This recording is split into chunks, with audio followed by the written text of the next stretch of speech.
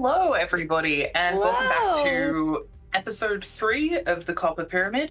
It's a week on. We've had a week to let the adrenaline settle, to figure out what we're doing, to solve a couple of mysterious codes. I am Ran, I'm your game master, I'm a writer, I'm a game designer. I'm so psyched to start getting into the meat and the horror of this thing. I use he, him pronouns. I run a lot of games, and this is the one that I'm most excited about right now. So this is, as always, we are Nerdsmith presents the Copper Pyramid. It's a limited run series, so you got to stick around and check out the whole thing, or else you're gonna miss out. And we're gonna real quick do our intros of our players. Once again, we are missing Raven, the delightful Dick Jones, completely normal American private detective who is not a Soviet spy. But hopefully they will be back next time we play. With that said, let's go ahead and introduce ourselves. Hi, my push to talk wasn't working for a second. My name's Jenny. I use she, they pronouns. I am playing Edith, the up-and-coming journalist from the page 3 of the New York Times, who is very afraid right now and also very queer, so we're going to see how that works out. I am very excited to play today. I have been anxiously waiting all day today. Hi, I'm Nicole. I play as Mira. We both use she, her pronouns. And I am so looking forward to the session, and I choose life, GM. I choose life, I hope. Also, number one fan of the throuple. I'm the number one fan of the throuple. Fight me. Hello, I am Cove. I use he, they, she pronouns. I actually use all pronouns, so feel free to spice it up if you want. I play Delphi, who uses she, her pronouns. I am part of the throuple. And yeah, Delphi is just happy to be here. Has not been traumatized at all very recently. She is fine. But yeah, it's... Fantastic. So just a quick reminder on our premise here. Heroes, such as they might be, were invited to go investigate a mysterious island in the South Pacific that rose out of nowhere. The year is 1954. The skirt's a poodle. The slang is very strange. And there is some kind of eldritch monstrosity here. But all of the different nations are rushing to this island to try and claim it first. You guys got here very early on and are starting to realize that that was a very bad thing. With that said, let me give a quick shout out to our sponsors before we get started. We got Die Hard Dice. They make dice. Great dice, very shiny, pretty math rocks. Please go get 10% off your entire purchase with the link that we have in the chat. Hero Forge, so make yourself some custom miniatures. They've got so many different options. They came out with a new face customizer. Again, we got an affiliate link in the chat. Let them know that we sent you. And then finally, we got World ANVIL, which I actually checked out this week. It's still very cool. Fully customizable world building and campaign tool. Use it for tabletop role-playing games. Use it for NaNoWriMo if you're suffering the way that I am. Lots and lots of options. Again, link in the chat. And yeah, we use it here on Nerdsmith for our own homebrew setting for the D&D game that gets run here. With that said, let's get started. So, when we last left our heroes, you had just reached the bottom of a staircase. You had been moving down the staircase, being introduced to the various, what's a good way to describe this? The various friezes and depictions of the Sunflower Man, the Good Gardener, also known as the Dancer, as he was depicted appearing out of nowhere to save the people of this island who were all starving to death and getting eaten by strange flowers with eyes in them and torn apart by vines with giant thorns on them. And he came out of nowhere. He fixed everything. Everyone's happy now that he's here. There's also a lot more gore and viscera now that he's here, but other than that, seems like a pretty good dude. Perhaps he also has some sort of cognito hazard thing going on where whenever one of you says the Good Gardener, Esmira and Edith say it as well. In perfect timing. you've just heard from behind you, far up at the top of the stairs, the sound of 3 strange people. Each one of them is strange to 2 of you, but very familiar to 1 of you. And they're not people that you ever thought any of you would see again.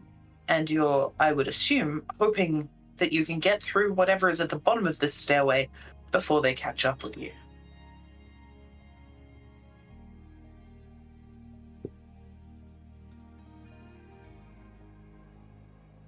So, Yep. you are at Remind the me, bottom of the stairs. what's stopping us from going further? Is there a door or something? I can't remember. Yeah, of course. Let me see. So we're right at the bottom of the stairs now. All right, in front of you is a door, with 3 levers set into them at sort of a slightly oblique angle. 2 of them are pointed up, 1 of them is pointed down. This door is made of carved stone, again with those beautiful sunflowers all over it, and interspersed with that, occasionally in between the sunflowers, you feel like you can see hands. But yeah, just 3 levers, 2 pointing up, 1 pointing down. No handle that you can see.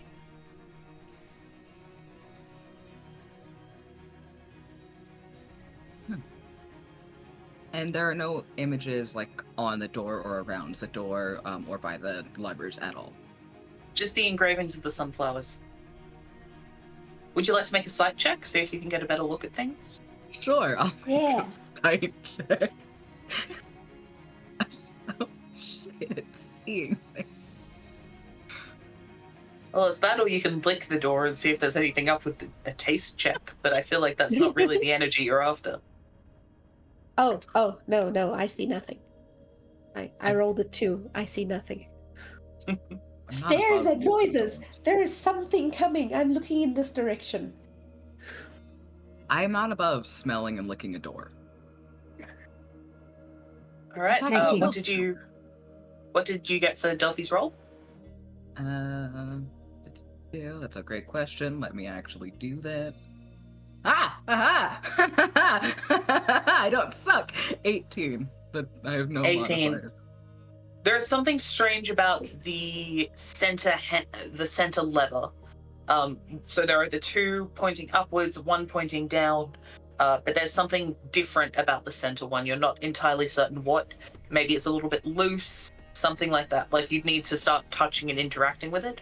But just from sight, you're like, it's not set quite so tightly into the door as the other 2.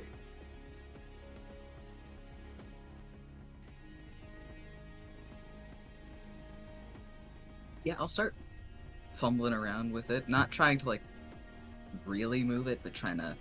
You're weird. And I, again, am not above licking this lever or this door. Okay. Well, the first thing you'll notice as you begin to sort of push and prod at it is each one of these levers is very easy to flick up or down. Whether you want to change any of their positions, just let me know. Okay.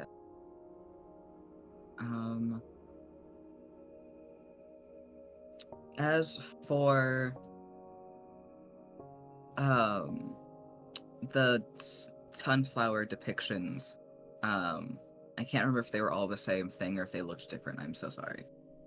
They do look a bit different from one to the other, and with that high of a sight check, you'll realize that they all have clusters of seeds that are carved very intricately, and you're like, each one of these is a slightly different number. You've got there are 3 very well carved seeds, and 5, 7, 9, they're all odd numbered.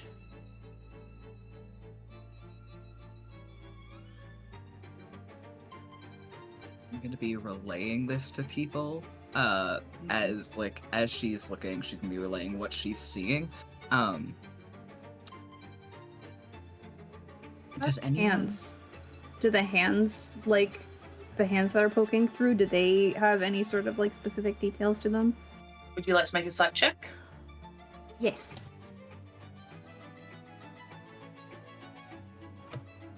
Natural 20. Natural 20. You look at these carvings. Which is good, I you're only have a +1. Very nice. So Edith looks at these carvings, and you're partially distracted because you can hear the voice of that woman, behind you, far up on the stairs, calling to you. But you're like, no, we really got to figure this out before they get down here. He's focus. Focus. And you've got also the rattle of the tap code that you just figured out as you were going down the stairs. That's like really front and center in your mind. And you look at this door and you think about all of the things you've seen as you came down here, and you're like, this is a trap. This is some kind of trick. This is not a clue. This is trying to mislead you in some way. This is not as simple as it appears. There's no like, the secret is written on the door sort of a thing. Like looking at it, you're like, this is a whole bunch of red herrings. You're an investigative reporter. You know when people are trying to be like, oh, look over at this thing, don't look at that thing. That's what this entire door is. There is some trap, some secret inside of it that is trying to lead you away from.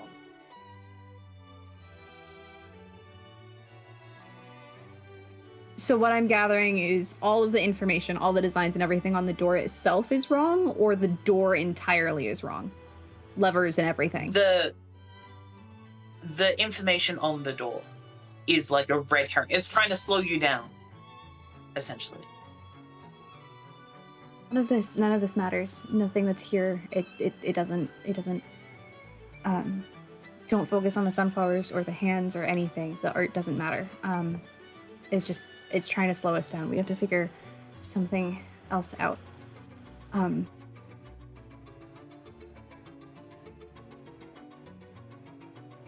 Well, one hand's pointing down. Sunflowers follow the sun. Is it supposed to be pointing up? Don't follow the sunflowers, don't follow the hands. It doesn't matter what's on the door. Can I try to push on the door? It is locked. Damn. It's so good. Imagine it's trying to slow you down and you just... It would be a brilliant trap, though. Well, if we mustn't look at the Just door, pull a handle.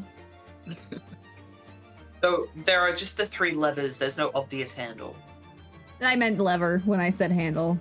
Okay, the one I said that's the wrong facing word. the wrong way? Or... I said I want to, but I don't want to. Okay. I'll do it. All right, so Delphi reaches over, flips that bottom lever so it's pointing upwards. Is that right? Yeah. Okay, great. Could you make a nimbleness check for me, please? The fear of God is yet to strike me. It's a problem. My hubris will kill me, but... Mm-hmm.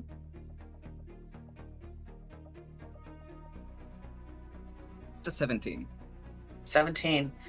Okay, all right. This is unfortunate for Delphi. Oh no. Which hand did you reach out with, your left or your right? Probably left. And is that Delphi's dominant hand? No. No. Okay. Reach out with your left hand. You flip the lever up, and a blade drops, and it is going to take off. Could you roll a d6 for me? Yeah, sure. That's fair. And we'll see how many fingers it takes off, with 6 being the entire hand. I rolled a 1. A 1. Okay. So just takes off your index finger as you like flick up with just that finger. When the blade drops, just takes it off right at the stub, at the root. You've lost your entire index finger. And you have lost 5 hit points. That's fair. There is now blood everywhere. Could I get a discipline check from Delphi, please? Shoot it.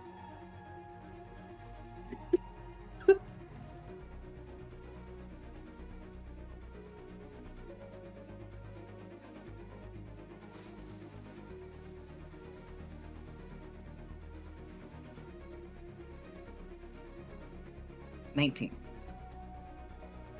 19.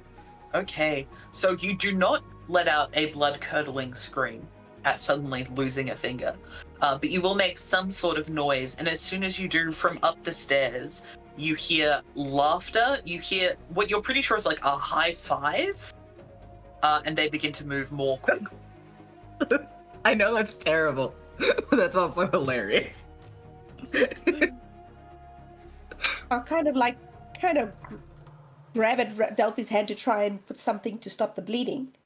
Or not, it won't stop, but you know what I mean. Push something against the bleeding. You guys keep going. And she's gonna reach into her back with her medical supplies. Okay, we need to get through the store.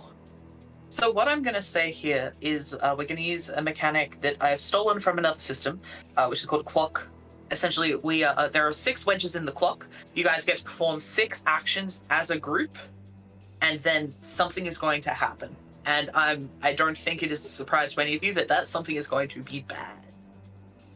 Yeah. Is there any sort of clue I can find outside of the red herrings on the door? Or is it just kind of like I'm not making the connection? With all of the information you have gathered so far with the rolls you have made, that's everything you have. Delphi pointed out that there was something strange about the middle handle that she noticed. You've noticed that the actual carving seemed to be some sort of it's trying to lead you astray. It's trying to distract you. I think that's as much as you've managed to information gather here. Would a gut check help? Maybe. But that'll be one of your wedges.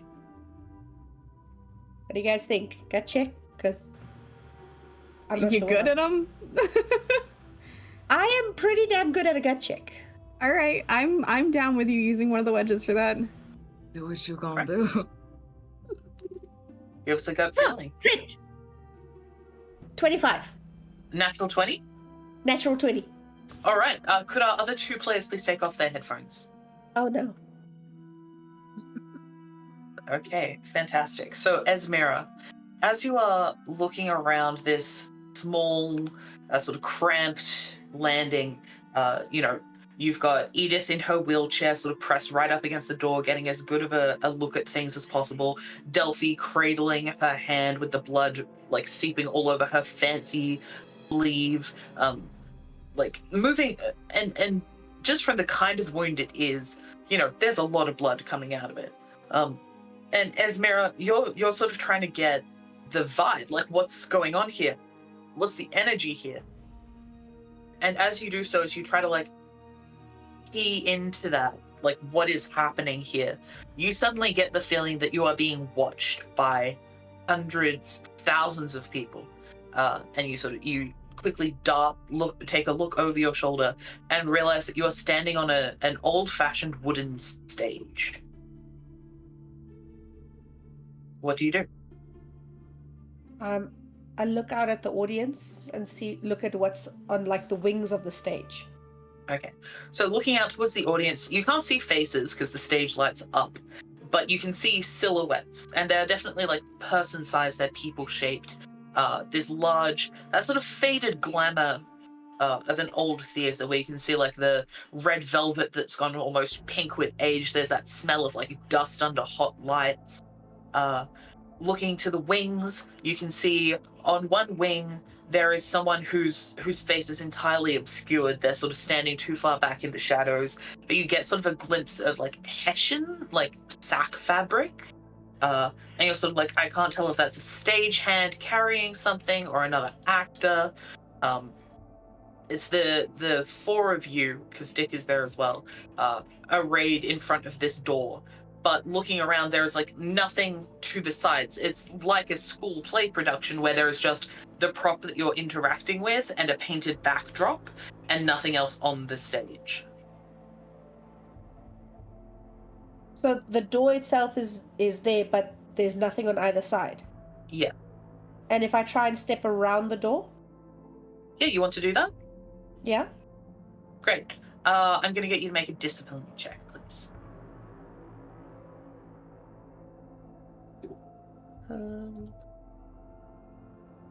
17. 17. Okay. You step around the door, and for a moment you catch sight of what must be behind it. There is a wide, not quite circular, you can tell the walls are angled, room with a very interesting sand pattern that looks almost like a labyrinth. on the ground. In the center, there's a metal stake that rises several meters into the air, and then you're hit by like this horrific pain right behind your scarred eye, and you are no longer on the stage. You are no longer in this spire structure. You are instead standing in this small, cramped bedroom, standing next to your partner, your overseer, your supervisor, really, with your cousin tied to the bed in front of you. There are these sweaty sheets that are wound around her, holding her down to the bed. Her hair is matted, pressed to her face with sweat. She doesn't look right, and it's in this way where, as Esmera, you're like, is she sick? No, she's not sick, but she is. She's still got all of the healthy color that she should do. She isn't pale or drawn in that way that people associate with sickness, but more as if all of the colors have been corrected to the wrong palette. She doesn't look like she belongs in the setting that she's in. Next to you, you can hear your supervisor chanting in Spanish. You look down at your own hands and you see the tools of your craft, and you know that you are meant to step forward and take the next.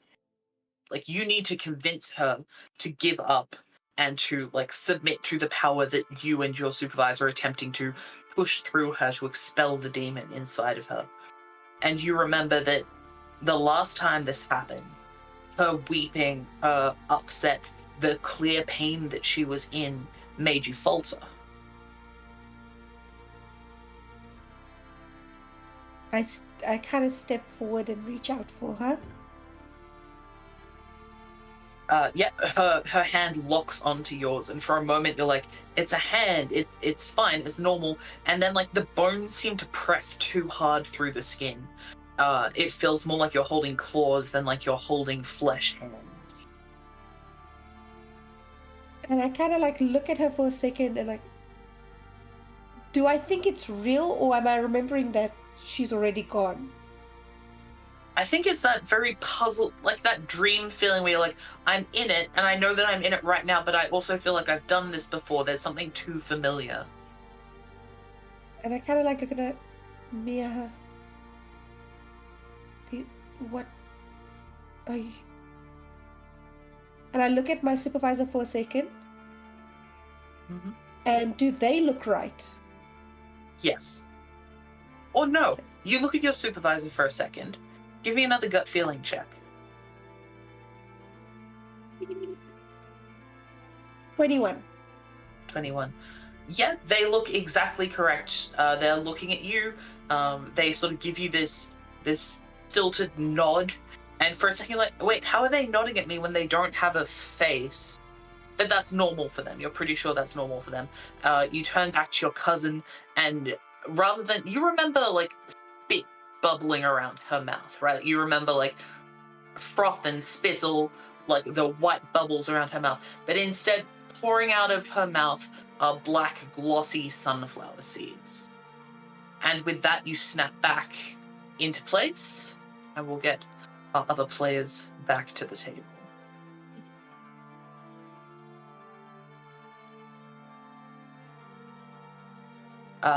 You guys see Esmera step to the side and press herself up against the wall next to you for a moment, and then she reels backwards, eyes closing. And when she opens them again, you know the scarred eye that Esmera has, the white eye, there is a pupil in it. Just for a second, and then it disappears. That's not how eyeballs work. Yeah, would you like to give me an education roll? Yeah, sure. I'm afraid, but sure.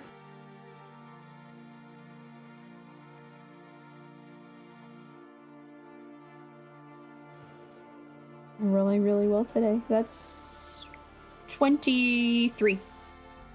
Yeah, that's probably because the pupil wasn't round, it was shaped like a seed. Oh, that's not good. Great. Cool. Cool. Esmera kind of reels backwards and breathes hard and seems very dazed. It's kind of like looking like she's looking at what's real, what's not real for a second or two, and then takes a couple of slow breaths and looks up at the walls next to the door. So, are we sure the door is the real door? That's pretty smart. And start having a look and like feeling and touching next to the door, the walls themselves, to see if there's another way through. Okay, absolutely. We don't actually have a physical touch skill. I'm going to call this a nimbleness check. This will be your second of your 6 movements. Are you guys happy to spend that? Guys? Yeah.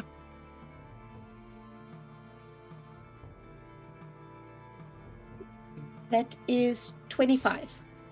25. Touching, feeling around, you find a loose tile.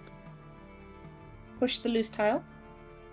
Slides to the side, and what comes out is you find a intricately carved metal sunflower with a notch in the back. Pull out the middle lever. Put it in the notch. Okay. Potentially. Is that So what just you to do, be or are you clear, telling the me to do it? sunflower can be picked up and moved. It's not set into the wall. Never mind. I lied. Okay. Blood So the sunflower has a notch at the back, Yes. and we can take it off the wall. Yes. Delphi, if you don't get a medicine check in soon, you're going to start losing blood. Like, hit points through bleeding. Cool. I will go ahead and, is it chill if I try to stop myself from bleeding out? Please? Yes. Cool. Yes. Please. I'm gonna do I that. thought you already So- had. Third action is spent on a medical check. So I've got the metal sunflower in our hand. So there's nothing like it wasn't a lever or a doorknob or something.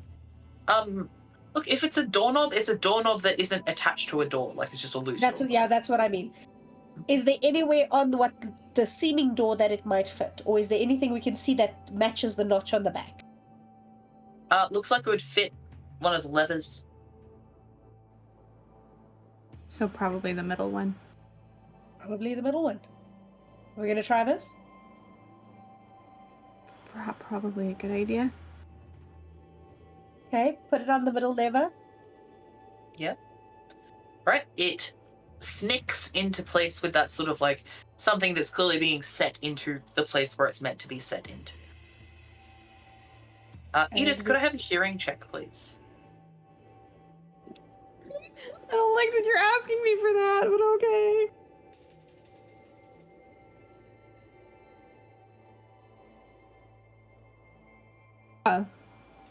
Jesus Christ. Okay, dirty 20. Dirty 20. So from far up the steps, you hear a faint, familiar, beloved voice call down. It goes, Edith, darling? Is that you? Are you down there?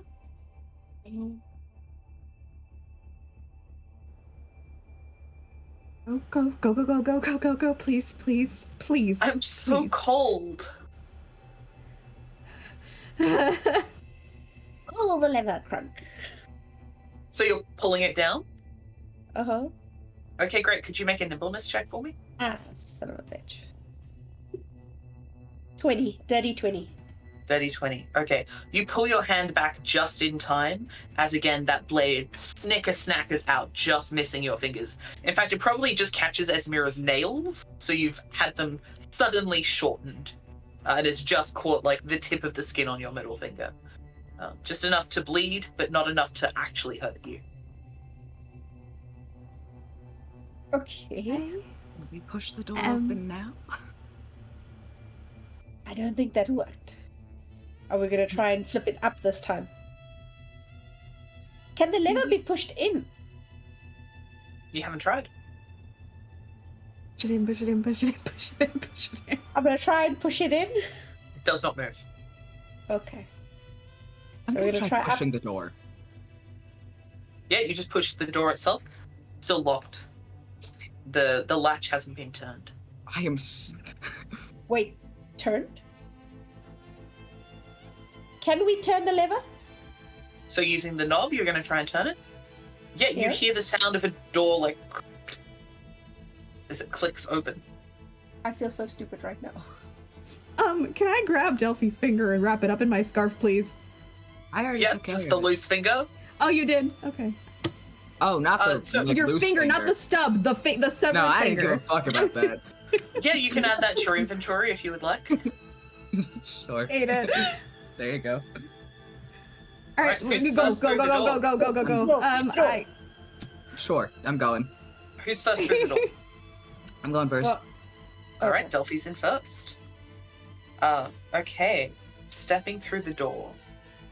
You push through the door and find yourself in a chamber decorated with more friezes of the Sunflower Man. He's sort of sprouting from the ground as a flower. The flower, separates into arms and legs, and he jumps off the stake that he was tied to, and begins to dance around, in, joy and glee, spreading seeds and food wherever he goes. The decorations are all, very joyful and pleasant. And there's this sort of something subtly off about the faces of the people who are celebrating around him. So looking around, are you guys closing the door behind you? I actually take the sunflower seed thing with me. The handle? Yes. Yeah, absolutely. Yeah, you can pop that off, write it in your Cool. inventory. Cool. Okay, so this room is 7-sided, and each wall is painted with a washed-out, faded hue of the rainbow. There's a tall metal pole in the center of the room. It's about 9 feet tall, and at the base of it, there is some sort of upset. You can't tell what it is from this distance, but the ceiling's very high and arched. It's about 20 feet tall, with stone struts leading up to a very small hole in the ceiling. That peers through to the sky. When I say small, I do mean it's literally 2 hands wide. You couldn't fit anything more than, a couple of fingers up through. Yeah, that's the most obvious things you see to start with. There's another door on the far side of the room, across a sandy floor, which has a labyrinth drawn into it. And just to be clear, I mean a labyrinth rather than a maze. There's only one route through that weaves and wends around before coming to an end at the other door. Before the sand, however, there is an old table on which there are a few items that have been put down. There's a large obsidian knife, and when I say large, I mean about the length of probably Esmira's forearm is the length of the blade, and then a solid handle big enough to fit 2 hands on. There is a hessian bag, so a bag made of sackcloth, and a coil of copper wire. And on the table, there's an inscription written. So, yeah, what would you guys like to do, having stepped inside? I am eyeing that bag of sackcloth with nervous eyes. The door is closed, yes?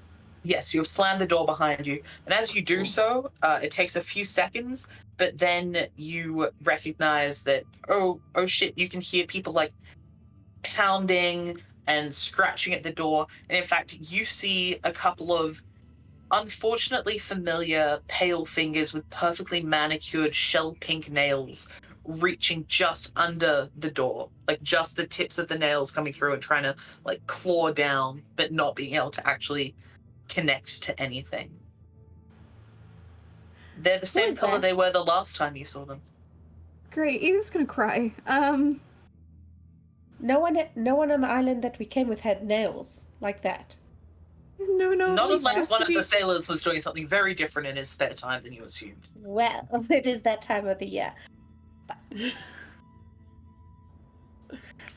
Time of the anyway. Delphi's gonna try to commit the labyrinth to memory. Yeah, why don't you go ahead and give me an education to try and set it in your head. Can do. So I'm gonna go up and look at the objects on the table, poke the sackcloth bag. Yeah. Look at the Now knife. you're closer. Look at the inscription.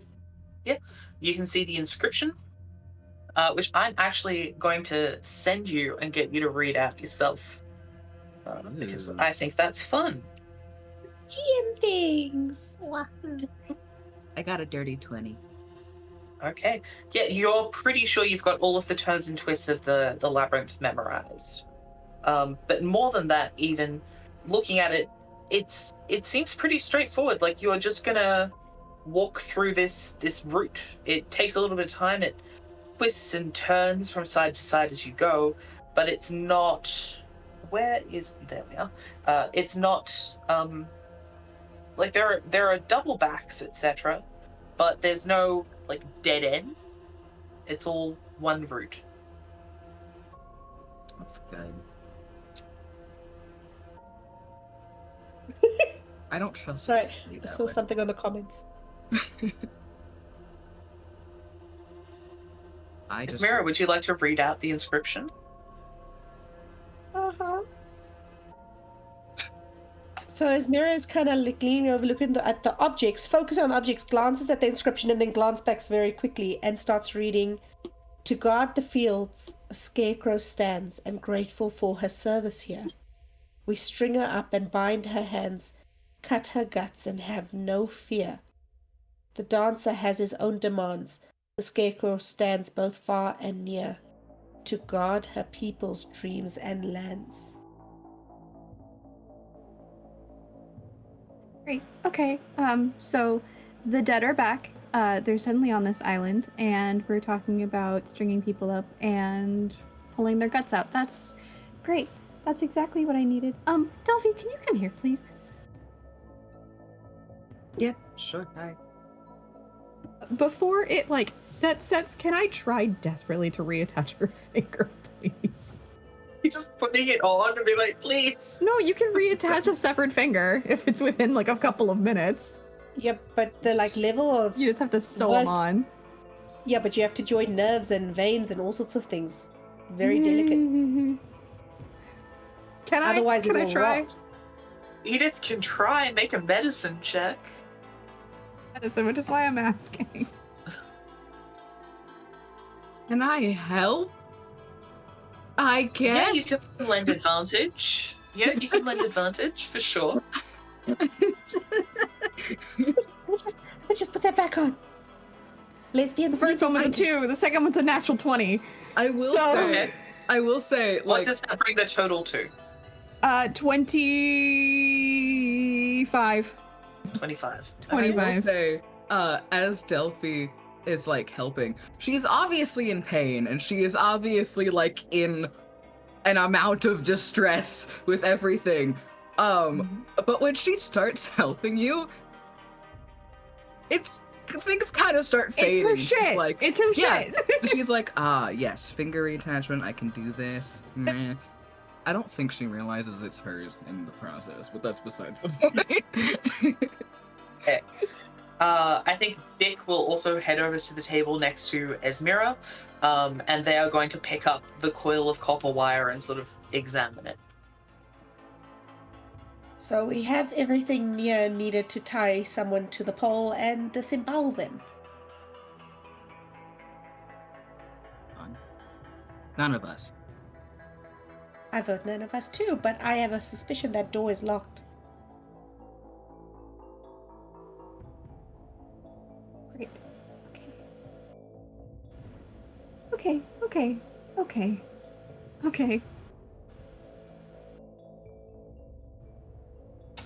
I should have just picked the report on their parade. I should have just picked that one. I should have. Okay. Every single image we've seen of the dancer is male. This says, and grateful for her service here. We string her up and bind her hands, cut her guts, and have no fear. The dancer has his own demands. Can Delphi have a Jesus. Can Delphi have kind of a look and a listen around? More so a Yeah, listen. for sure. Yeah, so a hearing check. Yeah.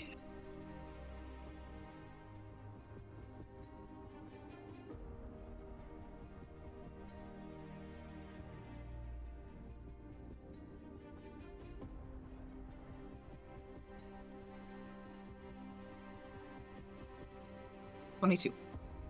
22. So you can hear very far away that same slow drum beat that you could hear earlier when you were in the antechamber. That's the most obvious sound. When Dick picks up the coil of wire, you hear a second drum start, like opposed to the bass. Nice. And Dick will actually say, well, I think that a gardener and a scarecrow are usually two different things, right? The gardener's a man, but The scarecrow's a woman. they shrug. Is there any other like images on the walls? Anything telling the story, like the story we had outside? Just that general, like the sunflower man with his like rows of sunflowers in like a farm situation, like rows and rows of sunflowers, and you can sort of see far off in the distance in these friezes there does appear to be someone tied to a stake, a scarecrow. Too far away for you to be like, is that a person or is it just like a stuff thing? Because the whole point of a scarecrow is that it looks like a person. But there is something in the fields. Oh, that's a good point. Could we make a scarecrow? There is the bag. For the head? How big is this bag? Is it like a burlap sack or like Are a you little? picking it up? I'll pick it up. So Delphi was gonna pick up both things left on the table anyway to see if any more sounds came up. Okay, so you're picking up the knife and the bag? Yes. Yeah, the bag is, so about the size of an A4 piece of paper. So like you could fit a book or someone's head or, a pillow, like something around that size could fit in this bag. And examining it, it looks like there is like crumbling green paint on it. Give me a smell check, Delphi. You were so keen earlier. I can smell things. I can't fucking see, but maybe I can sniff.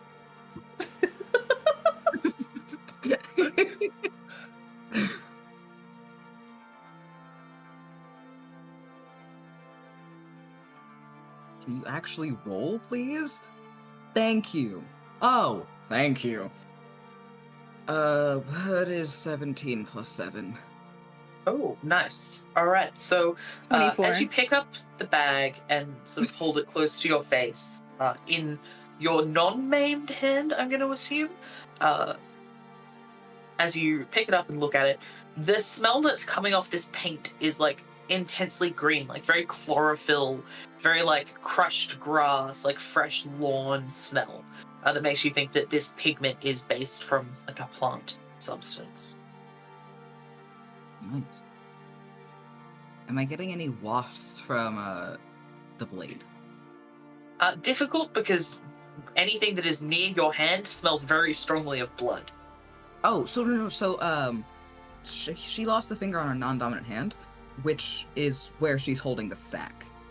Oh, when I said your non-maimed hand, I meant the one that didn't have a finger I cut off. heard non-maim, not maimed. That's I fair. follow now. Yes. Got it. Just because it was your index finger that had been sliced, and it's much easier to pick up a knife not using a finger with like a claw movement than it is to pick up a bag that like moves You are and valid. shifts. I am on. Yeah. I got you. All good. Yeah. Yeah. So you can't tell with the knife because the smell of your own blood is a little too strong. I'm gonna hold out the knife and just ask someone else to smell it. And look at it, actually. Can someone... And yes, when you pick up those two, you begin to hear the jingle of like bells very far away. Happens as you pick up the sack, and when you pick up the knife, you hear sort of a piping sound. So sort of like a wooden flute or something similar to that. Is The more there? things we pick up, the more music there is. That's kind of nice. Terrifying, but nice. In It my is a mind, I'm just beautiful imagining. song. Kind of makes Oh, you want to that dance. Oh no. But like in my mind, literally, they're standing and looking at this stuff, and then Delphi kind of like lifts up this knife under somebody's nose, and it's like shink. The side eye of, did you just swing a knife in my face? And when you like, can you smell this? Like, so smell the knife. Give me a smell check. As Asmira smells the knife, Delphi's gonna look towards Edith. Can you look at the knife? Please, I know it. Please. Well, I'm not very good You at. can just smell the fresh blood coming off Delphi's main hand. Really. just smelling your hand. I mean, I'm assuming the knife is for ripping guts. If I touch the edge of the blade, not like the sharp end, but like the side, is there residue of anything on my finger? No, it's cool and smooth. It feels like glass. Black glass. It's got that very traditional, like, flint napped edge where it's, like, incredibly sharp, but not forged. It's been, splintered and cut away until you have this razor sharp, glass fine edge. And then the handle itself appears to be made of, like, coconut husk that's been wrapped around with like a reed or a twine of some kind at the base of it to provide a bit more grip. But it's very much a basic Stone Age tool. I'm gonna go have a look at the other door. On the other side of the sand, Do we have to walk through the sand? Is there no way around? there's no way around. So as I said, this is a mostly circular chamber. Right in the center is that spire, and then the sand covers the circle, forming that labyrinth of like clear path that you can walk Okay, to I'll get have to to the other then. door. I'm gonna have to then go through the sand. And you have scared us from sand. I want you to see this achievement as a GM. I'm scared of sand, Thank you. but I'm gonna go see that door. Okay. Esmira, you take a step onto the path. Give me a gut feeling check. Oh lordy, I'm good at these. You got this. 24. 24.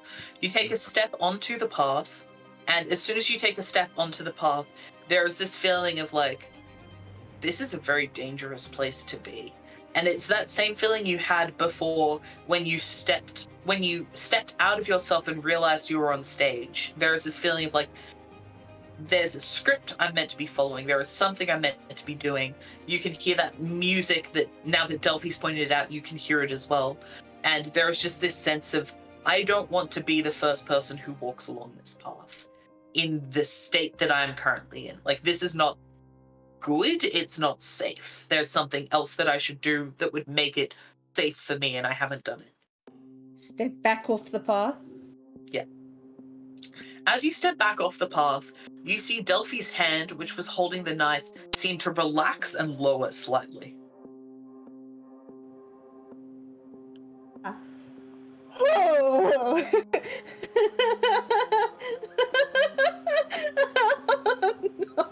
No.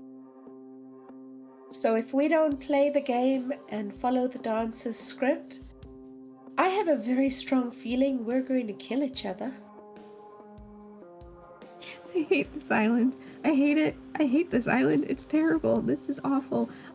God, From behind is the there door, any... Edith, Oh, fuck. as you say that, you hear again that clear, beautiful, that incredibly trained, gorgeous tenor voice that you know so well say, I hate it here too. We should leave together. Please come outside.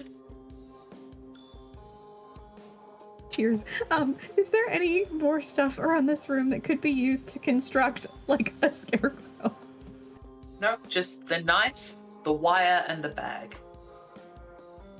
Well, if we each anyone sacrifice a piece have- of clothes, we can shove sand in it and make a scarecrow. Does anyone have extra clothing? Dick sort of pats themselves down and then shrugs apologetically. Liam, are the fingers still reaching under the door? Yes. Neil cut them off. Yeah, you're gonna reach down and stab with the knife. Not so much stab, just like shink. Please don't. Eat it. Please don't. Oh, please don't. Please don't.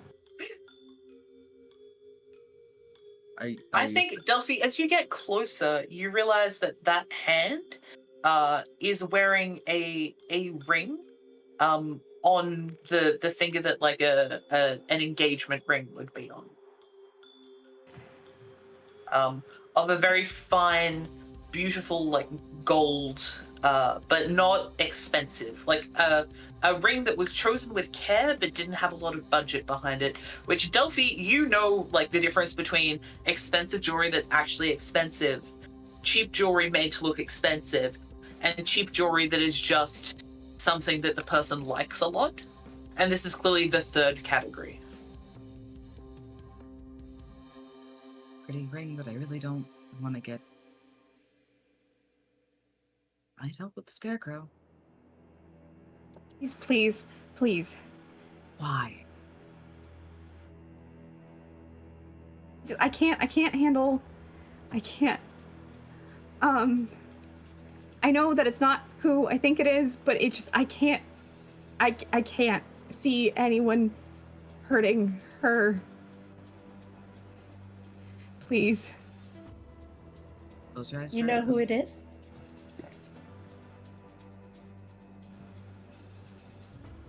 Please don't.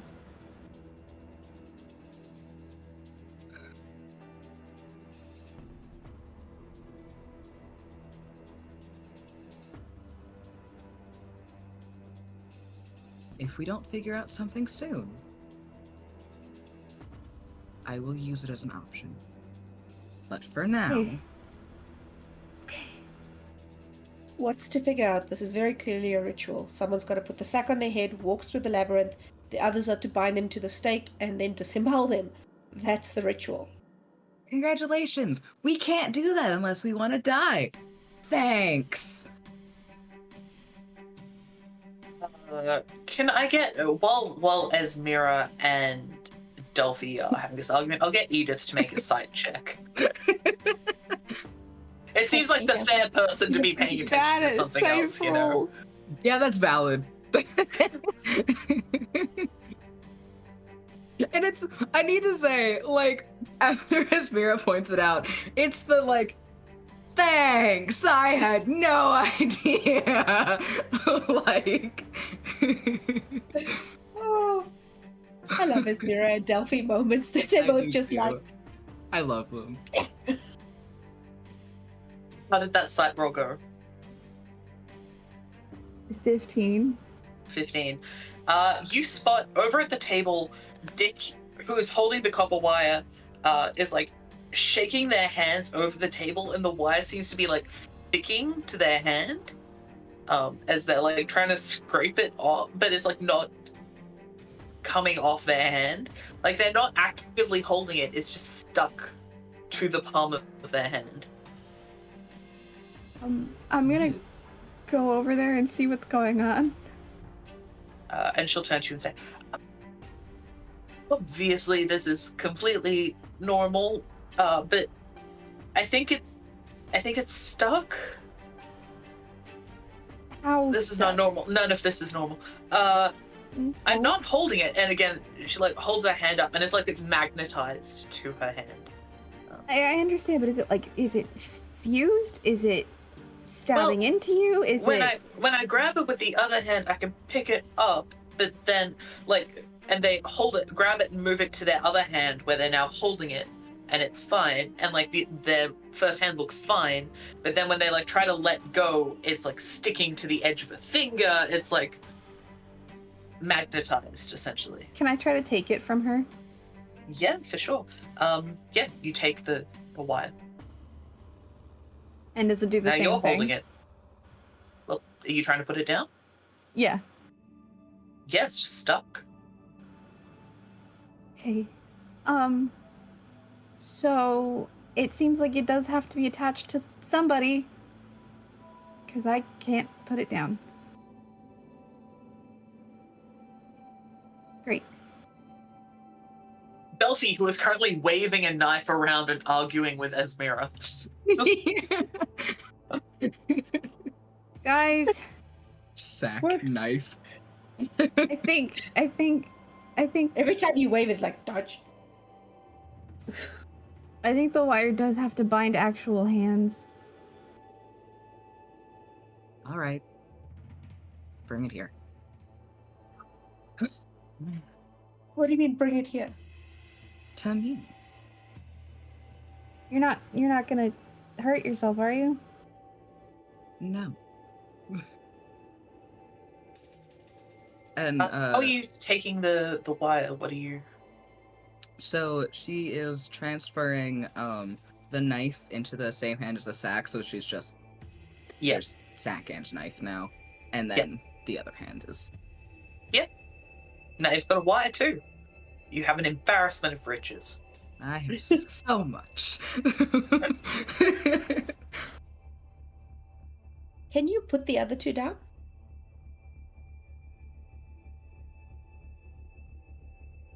They stick. I have so much. Oh, I wonder. Morbid thought. Usual for me. I wonder if I would disembowel myself. That would suck. Wouldn't follow the script. No.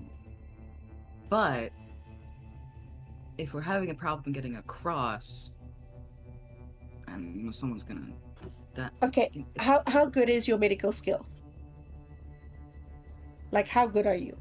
You already don't look very good, though. No, I'm not saying I want to do. Whoa, whoa, whoa! Let me. Whoa. Morbid Speaks up thought. and is like, I feel like Yeah, maybe I we didn't- shouldn't disembowel anybody. I didn't. feel- I was hoping that it was theoretical. I don't. No. Morbid thoughts are just that. Like when I I've talk heard about stories. cannibalism. I've heard stories about in the war some guys who were cut open, but they managed to stick their guts back in and sew them up. Would you be able to do that? In theory. If we don't follow the script, we're not getting out of here. We're a play, we're a stage, we're a show. The gardener is the good gardener is seen- watching us, and we're entertaining them. And if we don't give him what he Seen wants, he won't let us shows out. Like this, where the actor will be strung up, but they'll have something over them that instead of hurting the actor, they're just pulling something else out. From behind the Maybe. door, you hear that same voice goes, "Oh, right, that was what, April?" Please stop talking. We could put a backpack in front. We could try. Yeah. Okay. Oh, and you're gonna know. Oh. Look, you're the doctor. You need to be able to put me back together if this goes wrong. And no offense, Edith, but I don't see you getting through the labyrinth very easily. Oh, it's a nice wide path. Like, clearly there's lots of room for activities. And not only that, it's the emotions. Question. Mhm. Edith seems like on the edge of having a With- breakdown. She's always on the edge of having a breakdown. But yeah, it's not the chair, The it's the vision emotion. that I had is the sunflower man puppet pulling guts through the back of another puppet. Does that seem like this is what that's supposed to be? Because I don't want to put a backpack on the front of Esmera and then have someone compelled to stab her through the back. There's no way to tell if these things are linked. Like, there was a lot of viscera happening just generally. It wasn't just one person who got disemboweled, you know? Can also double backpack. We strung her up and bind her hands, cut her guts, and have no fear. Very fearful. I don't want this Vera to die. Is this what you want? No, it's not. But we don't really have much option. Fine. Can you think of another thing? Is Can there you think of anything else anything around the else? room? No. These 3 items, the labyrinth, the stake in the center of the room, and the door on the far side.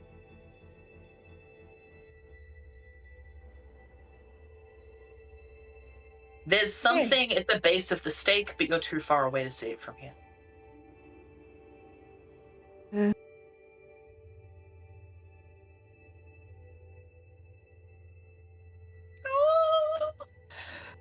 Okay, swing the backpack around to the front and.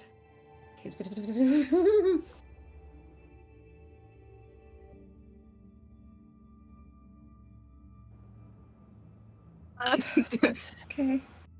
Pass me the sack. We'll pass over the sack. All right.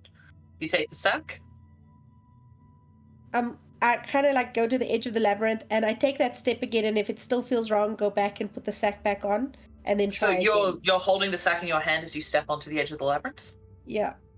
Okay, so Esmira takes a step onto the edge of the labyrinth, holding the sack, and you hear that music begin to play as she begins to take steps through the labyrinth, seemingly without any real intention behind it, almost like she's on like a travelator or is just like being moved.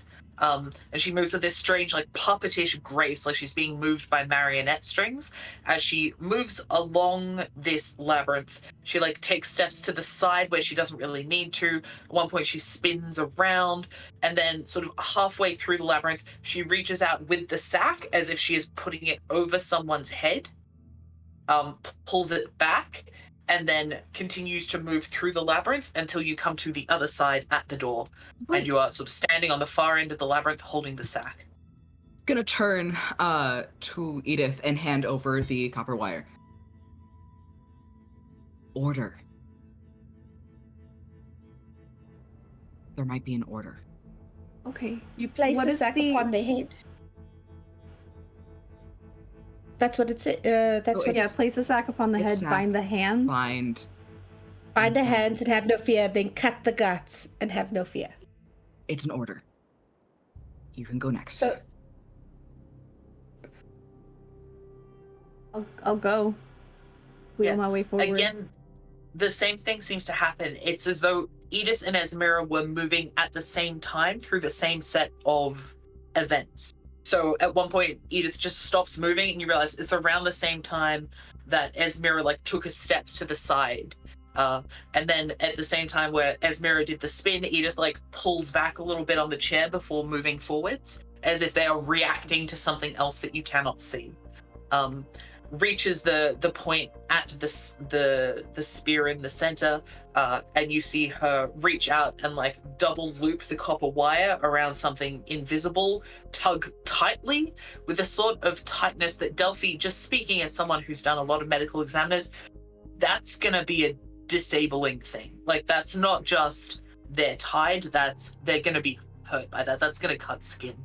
But it does this action and then moves over to the other side and joins Esmira near the door. Delphi, wait. I There's only one more object and there's 2 of you standing there. what I'm hoping. Yeah, Dick looks very nervous. Gonna look back. What I'm hoping is the play will have been completed, and then maybe the last one can go. The knife handle is big enough for 2 hands. You can both try and hold it. But that's not the story. That was part of the description. We don't know that, but you cannot leave Dick that side. I know. Repeat Question. the story one more time. To Or I guard would the go read it, fields, but to guard the fields, the scarecrow stands, and grateful for her service here. We string her up and bind her hands, and cut her guts and have no fear. We string It's her a up and we. cut her hands. It doesn't say It's a we. one. The dancer has his own demands. The scarecrow stands both far and near to guard her people's dreams and lands. just a we. Gonna look back towards Dick. Do you want to try this together? We're gonna have to stand very close together, and you just see Dick is starting to go like quite pink in the face.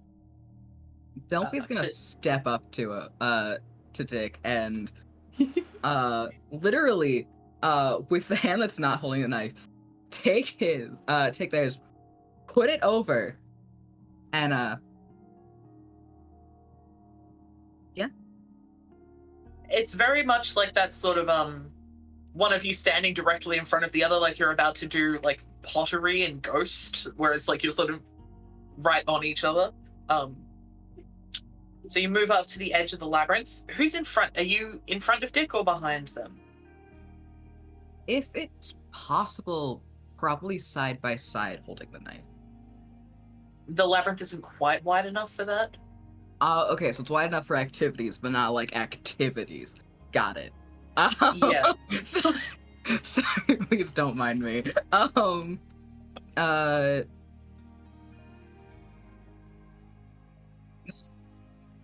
Poor Dick. Delphi's gonna freak her out so bad.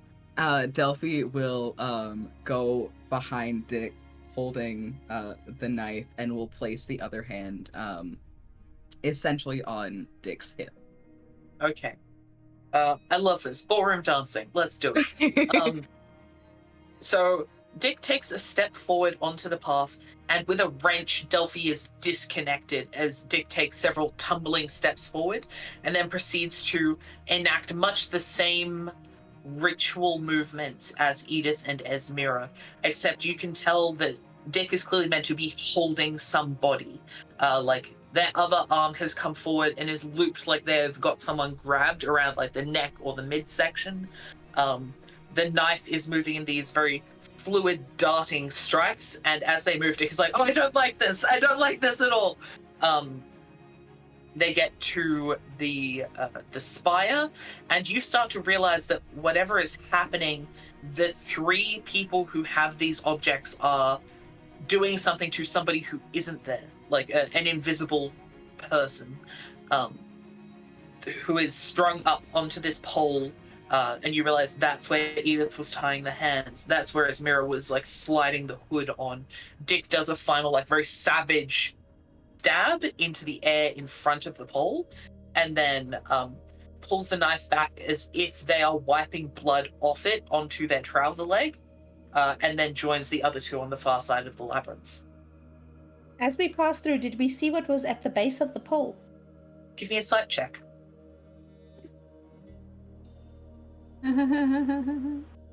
18. 18. Let me see. Do you see what's at the base of the pole?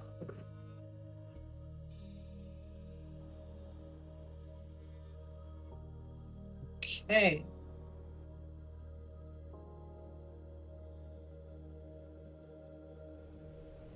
Yeah, there is a small pile of sunflower seeds. Ooh. 7 sunflower seeds. And at the door where you are now, there is a set of old-fashioned balancing scales with a set of weights. A set of 4 weights on one side.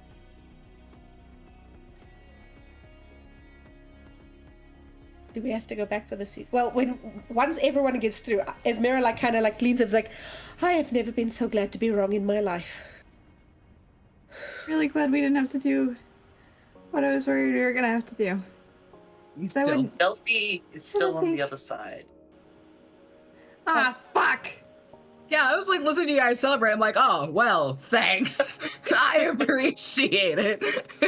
Delphi, could I have a hearing check from you? please? Misheard. I Yeah, misheard. Sure. I thought you would come through as well, and I No. Yeah, I didn't thought- know. I thought you and Dick went together. We tried. Dick was in front. Dick got wrenched away with the knife. Delphi was left on the other side. Oh no. Shoot.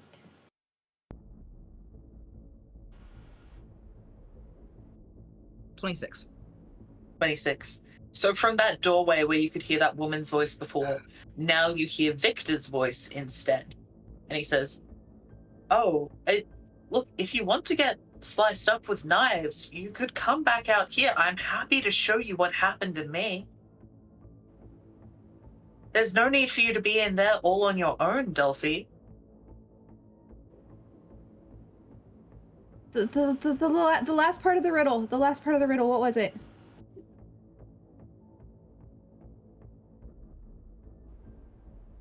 The dancer has his cast her guts and have no fear. The dancer has his own demands. The scarecrow stands both far and near to guard her people's dreams and lands. Is it possible that if you just walk across, if you're not worried about it, if you're not scared, maybe that's enough?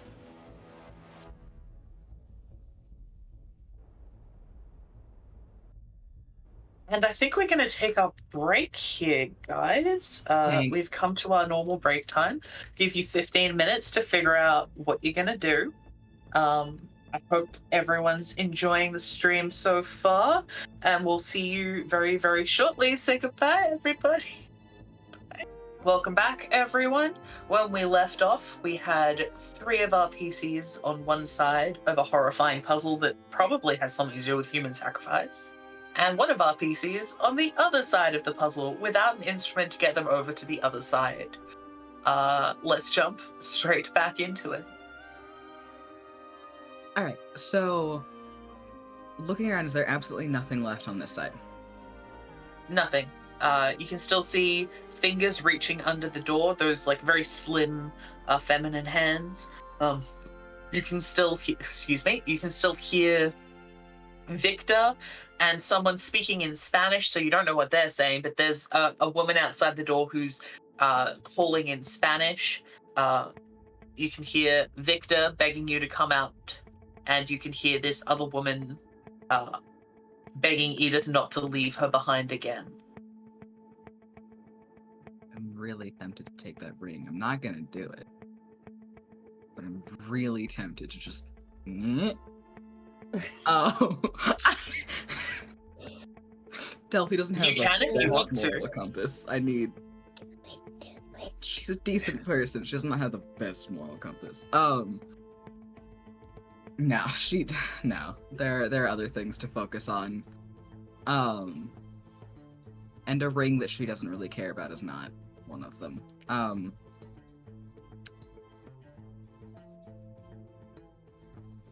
So everyone got conveyor belted through.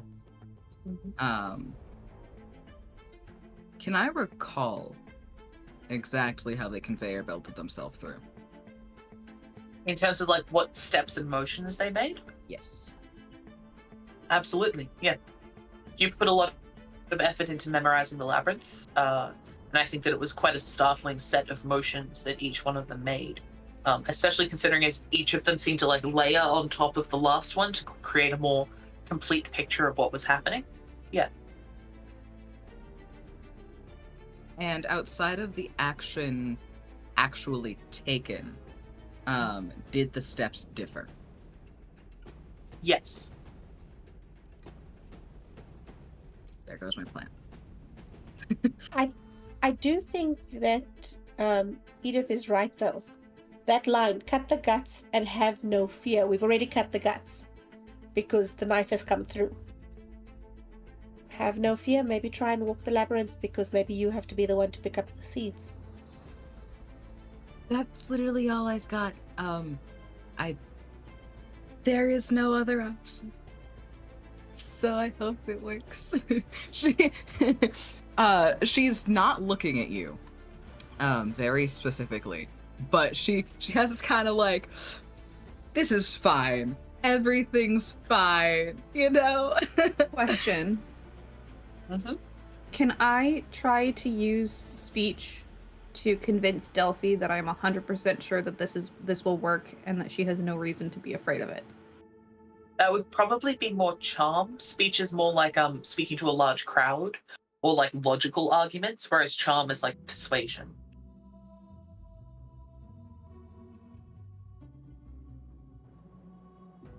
Cool, because that's actually better.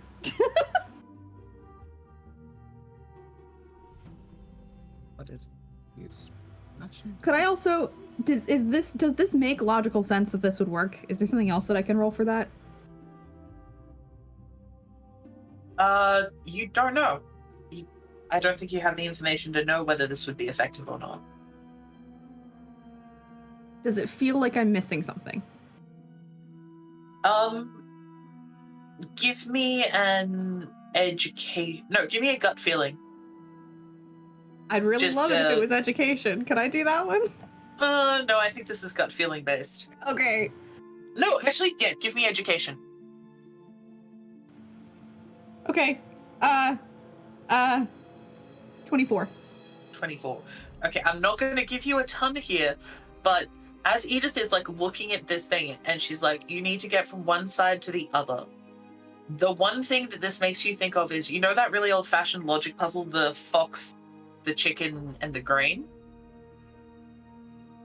You're on one side of a river, you need to get these 3 things over to the other side, but only 2 things can cross at a time. How do you get all 3 things over to the other side of the river? Is sort of what you are reminded of as you're looking at this. If you're like, we have 3 things that let you like cross over without getting hurt in any way, and we don't know what'll happen to Delphi if she crosses over without one of these items. How do we do that? Like, what do we do?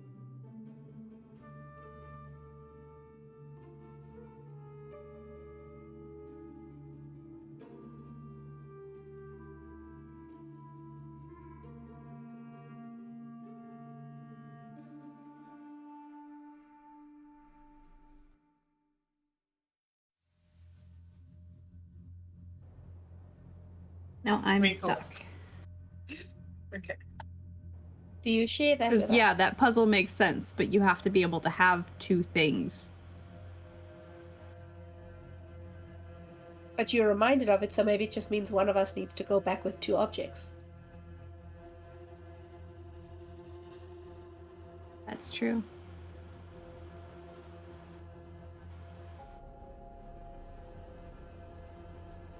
So, originally, before we kind of figured out this part of the puzzle, when Esmira stepped onto the path, things didn't start happening right away.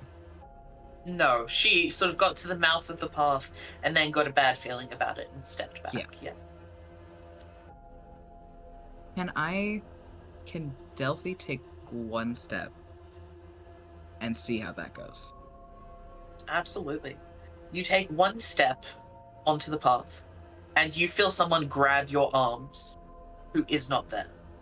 And you are reminded of the motion Dick made as soon as she stepped onto the path, like she was looping her arm around someone else's arms and holding them. And you feel someone grab your feet, and you're reminded of the weird scooping motion that Edith made as soon as she got onto the path, as you feel someone grab your legs and lift them up, and you are jerked into the air. Oh shit. Yeah, that's fair. Give me 2 objects. Give me 2 objects. Give me 2 objects. They're not with you. Yeah, they are. Oh, they are! They carried them through the path, yeah. I grabbed 2 objects and I'm going to try and go back in the path. The way I've been thinking about this has been cool. I've been thinking about this puzzle a little bit differently. Okay. Okay, I do apologize if I wasn't No, clear on you my were probably descriptions. incredibly clear. You were probably very clear. My brain no work good all the time. Okay. Same. That's why I'm like, is there anything else? Because Edith is more logical than I am. I don't know. No. I don't know what's happening. This changes nothing for me. I need to be very clear. So, Yeah. So Esmira is grabbing. She's still got the sack. What's the second item you're taking back? I'm going to take the copper The thread. wire. Yeah, the Wire. wire. Okay. So you take I'm the not wire taking off the knife Dick, into the lever. and you step back onto the path, and you see Esmira begin to move backwards as Edith moves forwards through the path. So I'm going to have both of you roll nimbleness to see sort of who manages to move faster and who will get to like the intersect point first. Like essentially who is more affected before you meet up.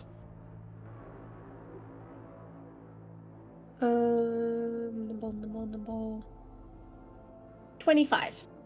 25 and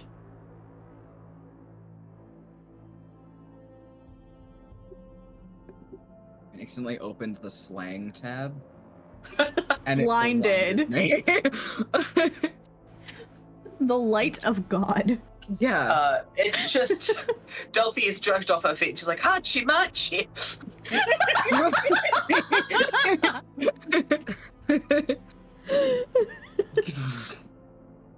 I got lucky with a 16. 16. Okay. Well, So- luck. Edith, you are the one with the best view of this, and you realize that all of those strange movements where you were like, I don't know why I moved this way, I don't know why any of us are moving this way, are because Delphi is fighting. So, you paused your wheelchair as a foot came out and, kicked at you. And if you had, not paused, Delphi would have, collected you right in the jaw. There's a moment where Esmera has to wheel around because Delphi was, lunging out and, had managed to slap out at something. So Esmera was, moving her around so she didn't hit Dick, who was trying to grab her arm. Things like that, where it's you're realizing that if all four of you had been on the path at the same time, you would have been seeing essentially a choreographed fight happening as you dragged her along the labyrinth to the center. God, that's so cool, but fuck. Oh, I love that so much. It's horrendous that you're the one who gets to notice that. Sorry.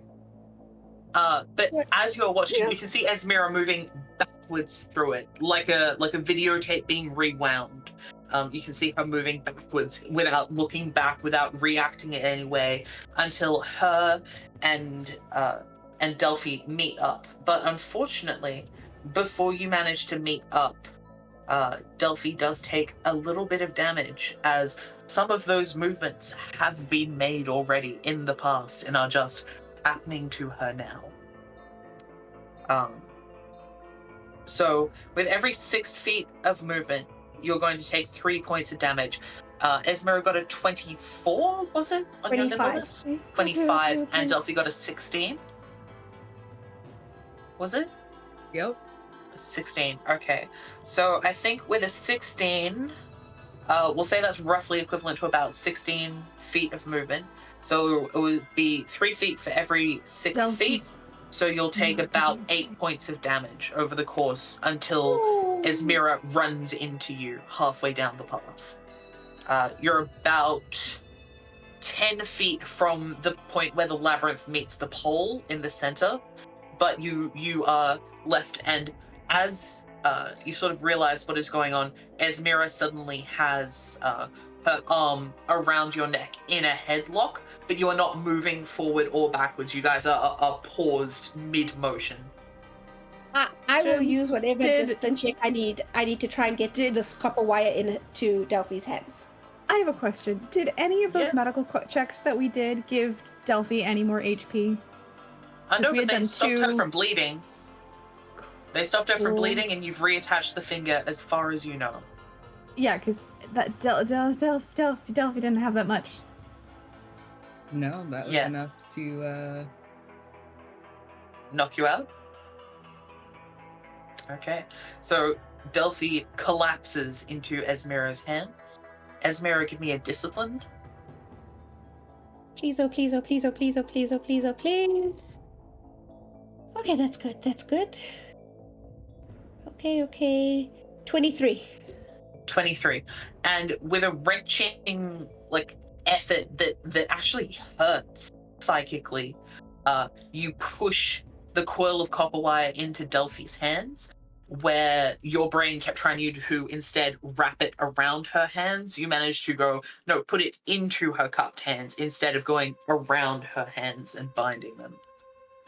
And you see Delphi gasp, her eyes open. Delphi usually has pale blue eyes, right? They are bright leaf green instead. Delphi, I need you to write down a witness.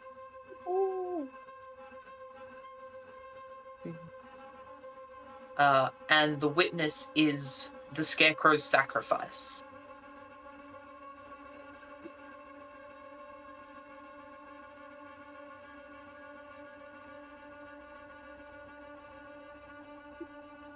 And as your eyes open, realistically, the first thing you should focus on is Esmera. She's right in front of you. But instead, your eyes find Edith behind her.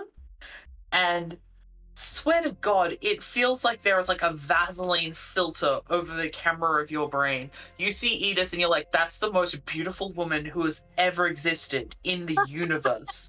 That is the perfect specimen of a human being. And for a second you're like, I don't think that's my thought. Like, I think that's someone else thinks that. And I'm like it makes sense because I also think Edith's great, but you don't think you've ever felt that strongly about anyone in your life as this like momentary bolt of knowledge and personhood goes through you as you come around, and then the green slides away from Delphi's eyes. You see the familiar gray-blue right in front of you, Esmira, and Delphi, you're like, and there's Edith. She is cute. I'm glad I'm not dead. Like, instead of that, like, slow motion, you can practically hear like the stirring strings in the background feeling that you got when you first opened your eyes. Edith, I think the Green Gardener has a crush on you. Shut the fuck up! Shut the fuck up! I don't think it's the Green Gardener. I don't. I really don't. I have some ideas. There's someone else I think it could be, but that's even worse. Do I have hit points? You have 1 hit point. Okay, I was like, is this I am alive to be on this path kind of thing? Well, actually, I'm gonna get you to roll 2d10, and that is how much getting that witness has healed you. Oh. Yay. Roll high, roll high, roll high, roll high. Roll very high. Hooga chaka, hooga chaka. 12. 12, yeah. Which is actually more than my max HP. Okay. You've got 12 hit points. Don't worry about it. I will not. Your max HP is 12? 10. She is Mine is 25. She's a delicate flower. She is a delicate little thing. When she that's- dies, Even Dazai Edith is has gonna higher do so HP much than better. you. When she dies, because I have no doubt she will, Dazai is a much better. I actually have a Everything. question. I have a question because I had a really low HP until I realized that I did my HP wrong. Did you read over how to up it at different levels? Because I think when I first did it, I had like 9. And then I realized that it wasn't correct. I will. Have a look after game. It's okay for now. Okay. Yeah, I'm gonna Yeah. look at that after. I'm not dead, so it doesn't really matter. Yeah. As soon as you guys get back over, Edith's gonna... Oh my god, Do I'm we so get back over? scared. That's up to you. You guys are in a moment of balance right in the center, right in front of this stake. Is what you realize is that this is not just a like a column. It's not just a pillar. This is like a gardening stake sunk into the ground. And right at its base, you can see those sunflower seeds. Are we able to scoop up those sunflower seeds? Absolutely. They're weirdly heavy. Like, you'd guess each one weighs about 500 grams. Like, way too heavy considering they are singular sunflower seeds. Okay, but I'll still try and scoop up as many as I can. Yep, there are 7. Do you want to take all of them? Yeah. Okay. And then You guys have a choice. You can move forward or backwards. Forward towards Edith or back towards the other door. forward. Delphi? Yeah, forward. All right. They continue through the motions of the dance, and you can hear the music beginning to fade out as you trip out of the last step of the labyrinth and come up against the door with those scales, Edith, and a very nervous-looking Dick. This is such a Nervous. such a funny sentence. I'm so glad you guys are okay. I was so guess scared. I like hold them out to Edith and be like, I guess these are for the scales. Gonna take them. I They actually, heavy. feel better now than I did when we got here. How's your finger? Choose to believe that that's a good thing and not a bad thing. So the finger, you still can't bend it. Like, it's not properly attached, but you're not sure if that's just it needs time to heal, or if it's healed over under that, like it's a stump. You don't know what's happening, really. It's wrapped in bandages. Kinda there. But you're okay. Yeah, no, outside of whatever that was, yeah, no, yeah. She's absolutely covered in her own blood. Edith doesn't care. She's gonna hug her. Like, so tight. As that hug ends and you pull back, Delphi, you will recognize that Edith is wearing a necklace with a ring on it that is the same ring that you had been pondering very closely not 5 minutes ago on the other side of the room. Like, it's the same. You recognize there's the same scratch next to the little cubic zirconium that's on it, because there's no way that that's a diamond. It's exactly the same sort of like delicate little floral engraving. Yeah, it's the same ring.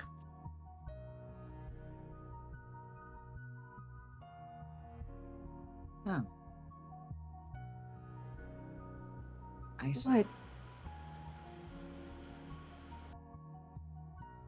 I know why you didn't want me to cut off the fingers back there.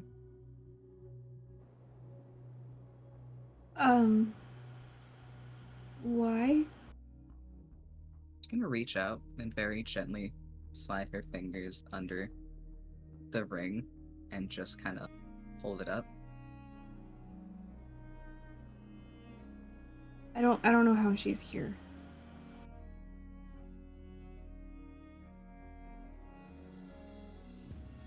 Dick leans over to Esmera and is like, do you understand what's going on? Goddamn word, but she's got the seeds and the scales behind them. Okay, I guess we'll just wait here. Then. You're closer to them, say something. I don't want to interrupt. You know, I feel like they're having a moment. They just sort of lean back against the wall. Esmera and Dick are both just like, what happened? Feelings are happening over there. Leave them there. Delphi will let the ring fall and take a step back. Let me guess. She shouldn't be here because she's dead.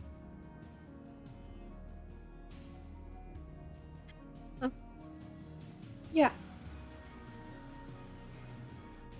Yeah,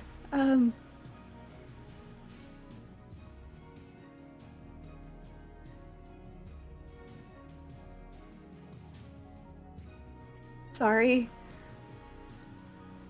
I'm sorry. I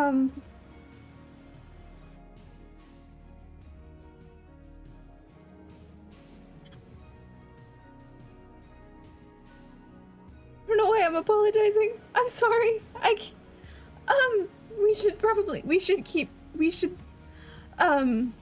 She's gonna So leave. the seeds in your She's gonna hands, guess I it. think they go on the scale, but I don't know how many go on the scale. Smart.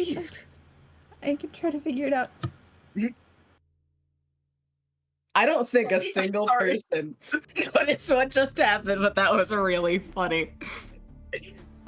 For the record, It's leaning and like, can we please get moving? I don't want to be. No. Esmera going, please don't cry. Please don't cry in front of me. Please. oh yeah. So Feelings. for the record, when Esmera leaned in and started speaking, it was at the exact same moment that Delphi literally kissed Edith.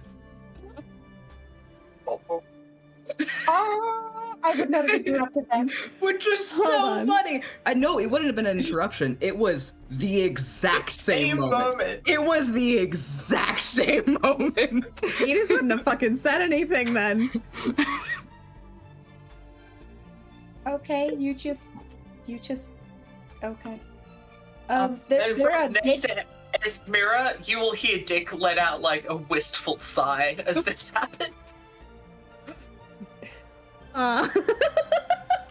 You all know we're on a crazy ass magical island, right? Like this is Weirdsville, USA. Yeah, and I just about This died. is not the malt shop. yeah, I'm not gonna waste time when I could, lose a finger, get knocked unconscious, possibly get disemboweled. No! If there's a pretty girl, I'm gonna kiss whatever pretty girl I want. And then she's gonna go over and she's gonna kiss Dick. Poor Raven. Missing out. It'll happen again, don't worry. I think just by pure instinct, Dick will dip you. Oh, I'm gonna let them have a single smooth moment. This is the only one they're getting. But yeah, I'll let them have this. So full 40s movie clinch on pure instinct, and then straightens up and lets you go. It's like I don't know where that came from. Don't know where that came. Well, good. All right, seeds, scales, let's go. And she is now on her mission. She walks by Edith, but she takes Edith's hand, and will give a kiss to the back of it while she goes. Because she's like, God damn it, no one can cry right now.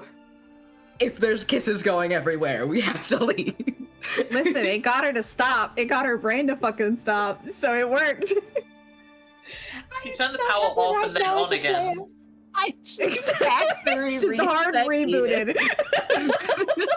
Return to factory settings. So, the scale is like an old-fashioned set of balancing scales. On one side, there are 4 little weights stacked up. That as you get closer and sort of examine the scales carefully, you'll see that they're each sort of themed in a way that doesn't necessarily you look at it and you're like, that is obviously relating to that person, except that Edith, as you look at it, you're like, the top one, you're like, that's me. I reckon that's me. There's no particular reason you think that. It doesn't say Edith on it. It doesn't have your favorite flower carved on it or anything. It looks like a perfectly normal little lead weight, but you look at it and you're just like, that's me.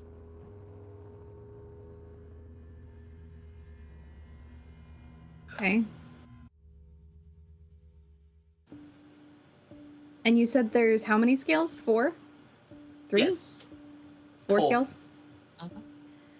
I think these scales are supposed to represent us. I don't know how. That one's me. I'm sure of it. As each of you looks, you're also hit by this sort of oh, that one's me. Esmer is the one on the bottom. Then Delphi's like, oh, I'm the second one. Each of you is in there, in this stack of weights. Oh, that's unnerving.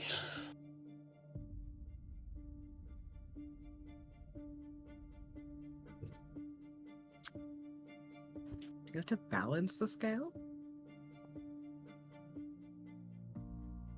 Well, the seeds have weight. Can I look at A lot of it. and see if there's anything since Edith mentioned about this is me and all that kind of stuff, if anything like that is happening with the seeds? Give me a gut feeling. Okay.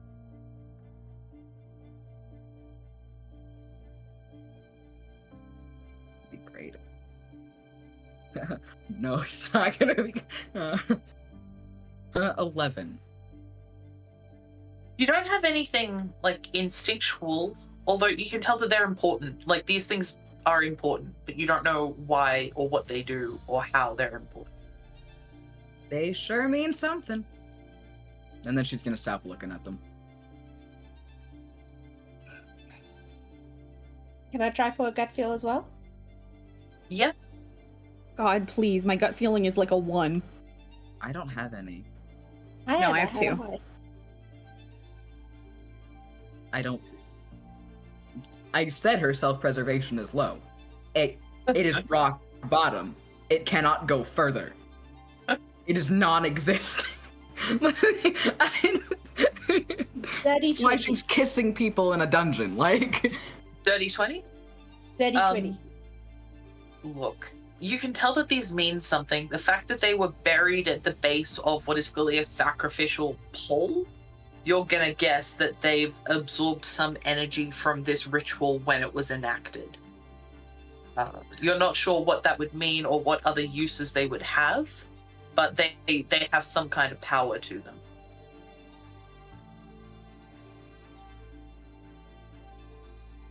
And you are reminded of that image of the sunflower seeds in her mouth, just spilling out those glossy black seeds And I as saw she expired on the bed. This... Oh. Do we have to mama bird the siege? No. Blech. Took that way too literally, I'm sorry. I don't want to eat a seed. You can't give puzzles like this to bitches with autism. We're gonna take it so literally. Yes, I can. Not That's my consumed. secret. Autistic too. We all have a touch of the And can I try and look at the scale and see if gut feeling says put these two together? Because I'm not that smart. I think gut feeling has given you everything it can give you. I think we're all just looking at these just like, I mean, you can tell they're weighty. You can tell that the other weights are out of balance. That seems like as much as you can get with the information you have. But you do hear over your shoulder the call of that girl, that poor girl who died in the wilderness because of things that you did or failed to do. As she calls back and she says, I got lost in the jungle and I ended up here. Surely you can help me now, can't you?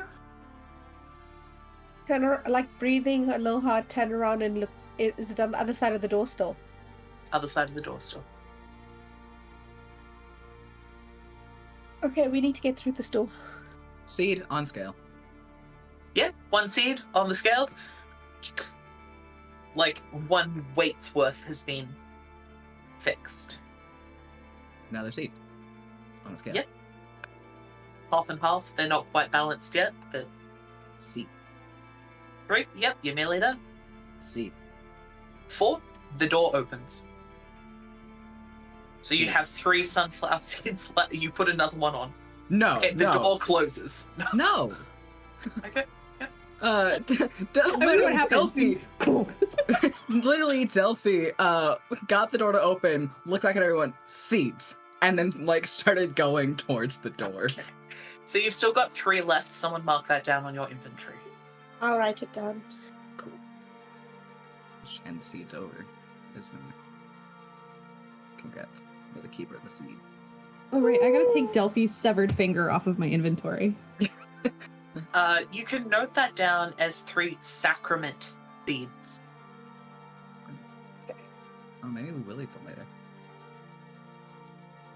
Might have to. When desperate times. I like the idea of Delphi just saying that out loud, like just thoughtfully. And you, looking out, you appear to be at the bottom of those staircases that you came down from before, except they're curved the opposite direction. So where before you were coming down counterclockwise, you are now going up clockwise, like they've been set opposingly.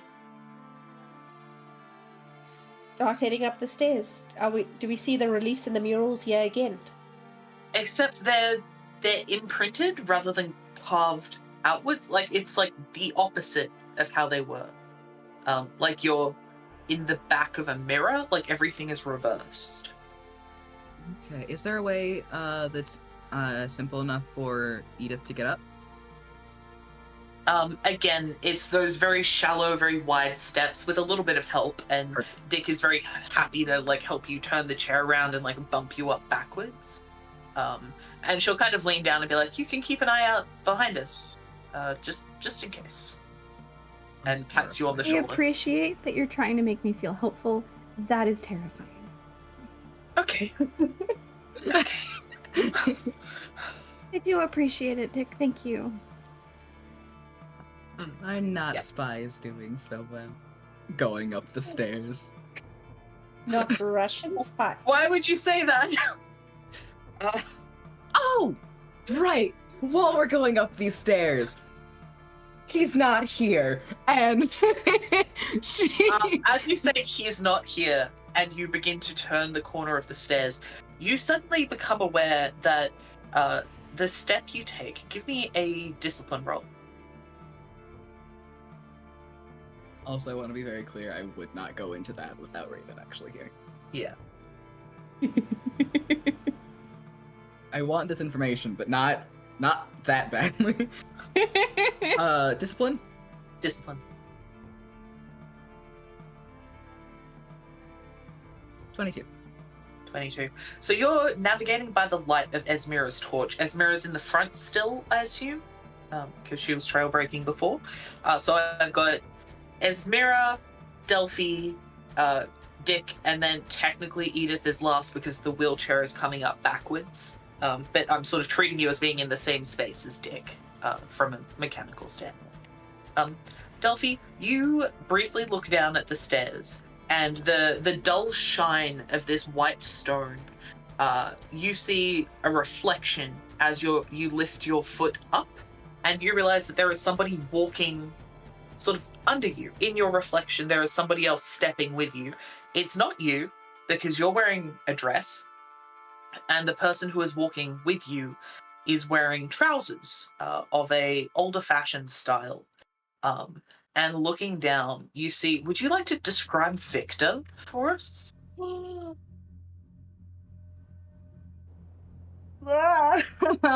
No, I would not. Well, if you don't want to, I can do it.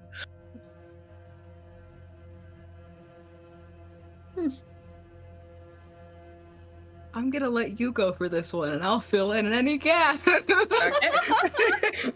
So you see a man in his late 20s, maybe his early 30s, dark curly hair, pale as a corpse. Pale as a corpse who hasn't had their makeup done yet, even. Wearing an old-fashioned funeral suit, except that the front of the suit appears to have been cut open and then stitched closed in the shape of an autopsy scar. So it's got the Y scar stitched into the suit itself. You can see he's got these pale blue veins tracing up and down his neck. His lips are slightly blue. He looks like he asphyxiated in some fashion. And he is staring up at you with these very unnerving, two dark eyes, in the way that the eyes of the dead, where the muscles no longer control the size of the pupil, they always go lax, so they're massively dilated, letting you see just too deep into his skull. And he is walking in perfect step with you. She is going to startle and like freeze and like try to move to get to where he's not gonna be, but I'm assuming that very much does not work. He is your shadow. He is moving in your reflection. There's no Delphi, there's just Victor. Delphi, are you okay? Don't look down. What's going on? Okay. Just don't look down. I want discipline checks from everyone to not immediately look about down, to because that's how say. people work. That is absolutely how people work. I rolled a 2, so 7. Esmira immediately looks down. Esmira, would you like to describe the person you see when you look down? I'm so sorry. As I last saw her, or as As you last She- saw her. there is a woman. She would look almost exactly like Esmira, except her hair is curlier and her skin is a little bit darker. She is very pretty, but she has black bags under her eyes. She looks like she hasn't eaten properly in 2 or 3 days.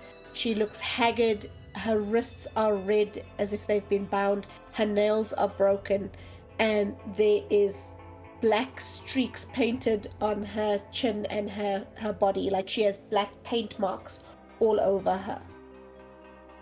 I'd assume she's wearing like a nightgown, like that sort of vaguely ruffled nightgown that was popular at the time. She's barefoot. She's definitely barefoot, but she's actually wearing a heavy brown skirt and a white blouse. Okay, yeah, for sure. And yeah, you look down, you see her, and her eyes are just white. They're blank. They've rolled up, which was exactly how you saw her the last time as you were, like, running out the door. Her eyes had rolled back in her head. But now it seems like they just stay that way. They're just blank and white all over. And as you look down, she looks up at you and she smiles, and it's a very pretty, very, like, gentle, sweet smile. Mira.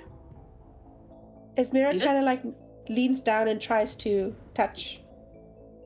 Interesting. We're going to resolve Edith and we'll come right back to you. Edith, did you look down? What did you roll?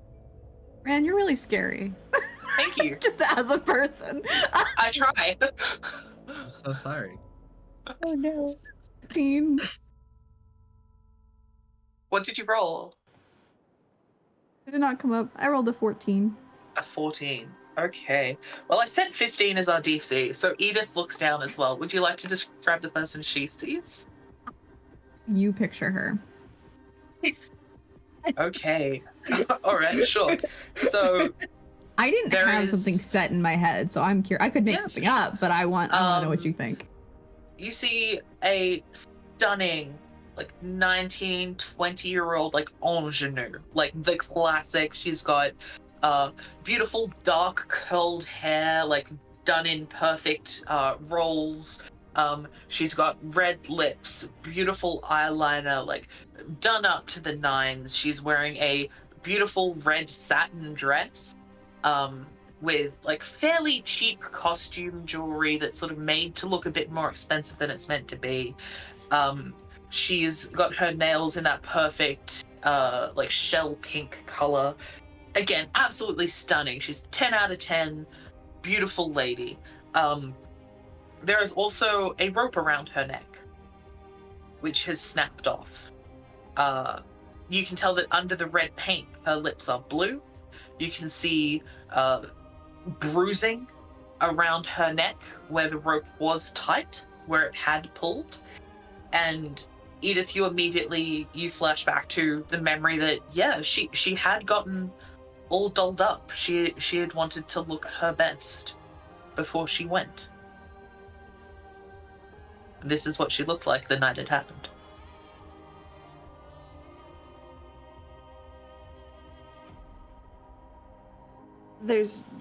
I don't know how to describe anything other than she completely comes undone. She never wanted to see that again. And then Esmera reaches down and tries to reach to touch her reflection, is that right? Yeah. Okay.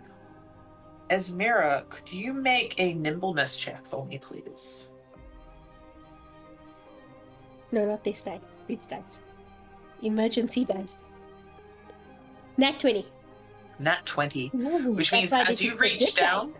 and you touch fingers with her and you feel flesh, you pull back as her hand snaps up through the stone and goes to grab your wrist. And we are actually going to move into combat round. So I'm going to get everyone to roll swiftness, which is our initiative system for this game. You are going to start by everyone rolls their initiative, which is done using nimbleness plus any bonuses you might have to to swiftness through assets, or apply any challenges that seem relevant. And I believe that everyone here is unlucky. Is that correct? We all took unlucky. I'm unlucky. Nope. I have my personal codes. Yes. Not break. I am Okay, I unlucky. think it must be Dick who's also unlucky Never then. All right, so Esmera will be rolling with disadvantage, but if you would all like to roll and let me know, how Can I you know go? what rolling with disadvantage means? You said it was Two what plus what? D20s take the worst. So D20 plus nimbleness. If you have any assets that add bonus to swiftness, those apply here. I thought this. Okay, never mind. I get a 10. Oh, that's 10. not good. Not very good. And a 9. My Okay. low roll was a 2. Oh, okay. And how did Delphi do? I'm trying to find that out if it would roll. Sorry, it's being an ass. Okay. How bad?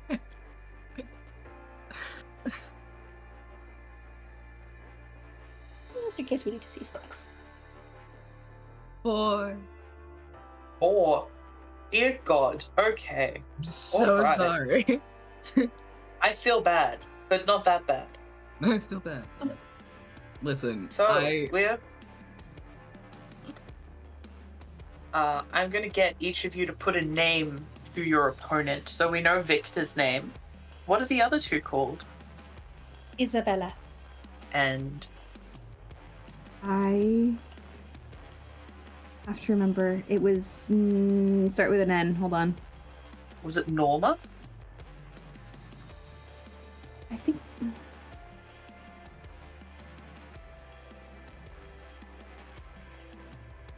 this commercial break. Sorry. Norma Radford.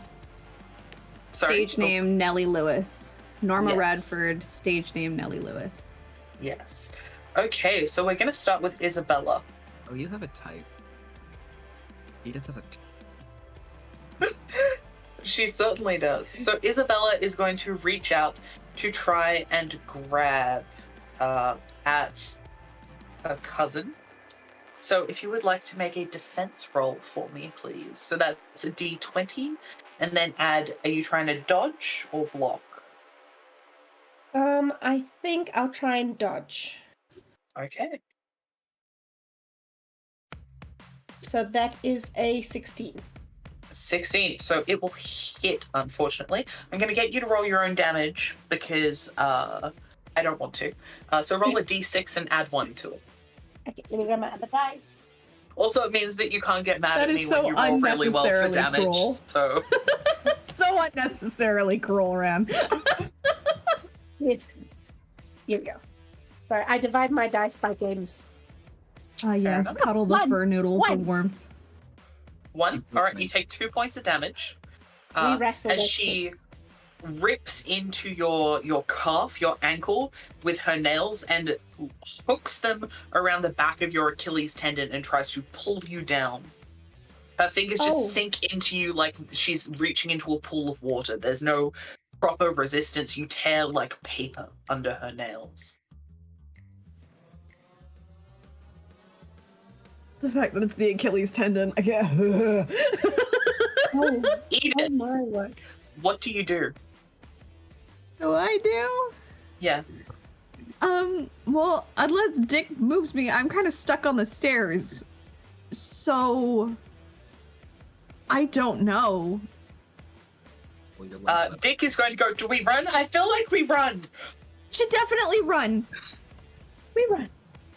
Okay, I'm going to get you to give me a nimbleness check for how quickly you two can sort of... Because you are pushing past Dick and Esmira to get up the stairs as quickly as possible. So give me a nimbleness. I only have a +1 at nimbleness, just as Good luck. warning. Dick will be able to lend you advantage, so roll 2 d20s and take the higher, because they're not doing anything else in this combat. God, this wheelchair's a blessing. Oh yeah, you can ram down your party members and get out of there faster. The best I got is a 12. At 12, okay. So you've moved The far other enough one was away a that you natural know... 1. Oh, damn. So you are out of Norma's immediate reach. Alright. Up next, though, it is Victor, and Victor is going to reach out and grab at his tormentor. If you would like to roll a defense roll for Delphi. Question, did I go next with a 9? Yes. Oh. God Yeah. damn.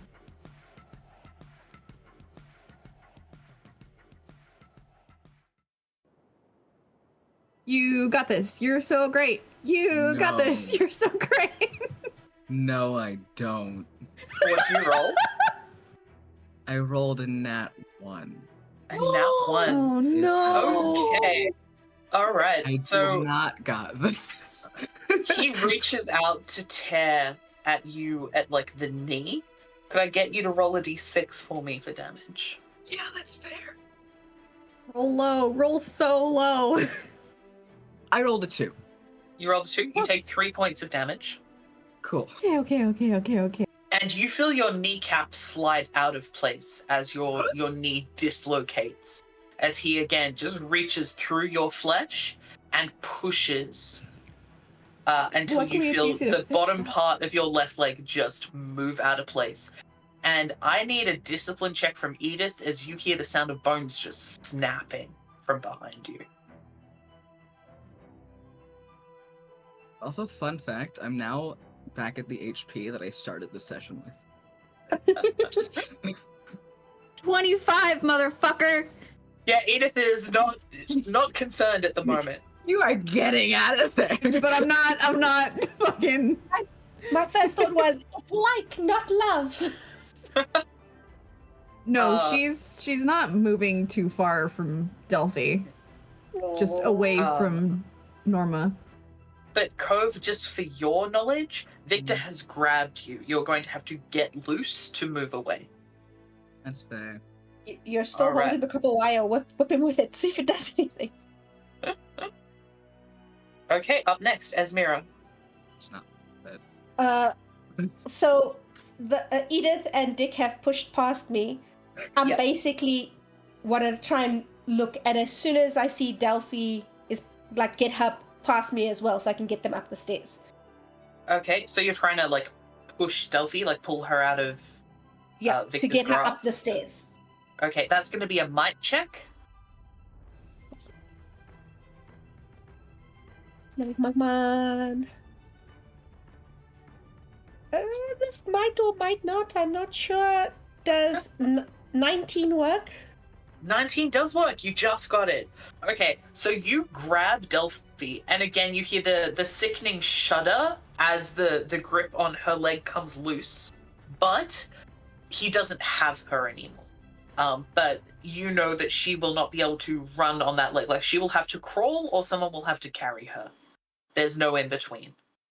Or theoretically, if she can like lean on the wall and hop, maybe. But it is a staircase. But Put her on Edith's lap. Put her on wheels. So that'll be Esmira's turn.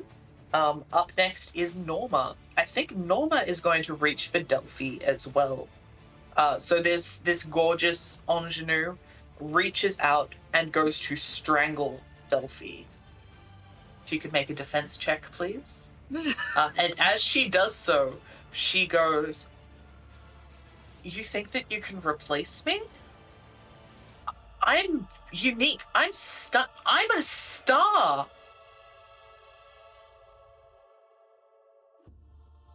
It's an 8. An 8. Okay. So as these hands come out at Delphi, that's going to be a d6 damage. Yeah. Jake, Wordsmith, behave. Every time I've rolled a d6, it's been one more. I started with a 1, then a 2, now it's a 3. Okay, you take 5 points of damage.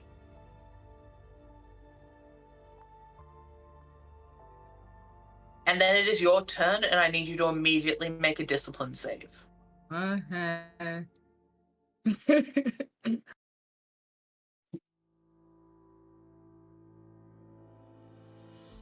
What's up, Cove? What's happening?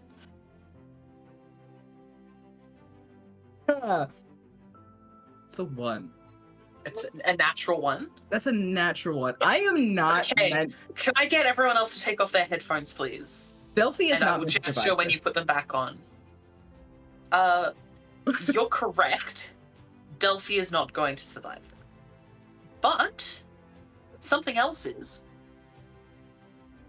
In that as these hands reach out and wrap around your neck and begin to sink in, you begin to feel these images enter your head in this like rapid shuttle of you meet Edith on the subway in New York City. You begin to like spend time together. She's supporting you through your acting career as you like slowly start to take your first shaky steps in theater. So you get your first role in the ensemble on Broadway. She's always in the audience. She's always there supporting you. You feel this liquid alien intelligence settle into your brain, and go, if you're going to be with her, so am I.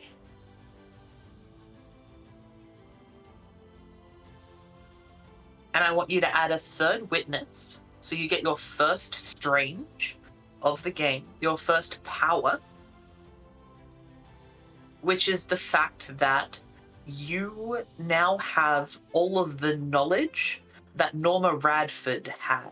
You know all about Edith, you know all about acting. You now have the vocation, so the training. You have 5 points in actress. And you're not entirely sure you have bones.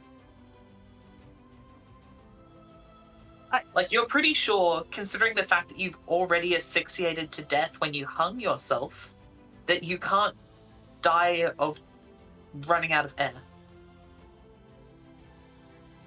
Like, you could still die by other methods, but you've already been hanged once. Being hanged again won't do anything. Give me 2 seconds. Yeah.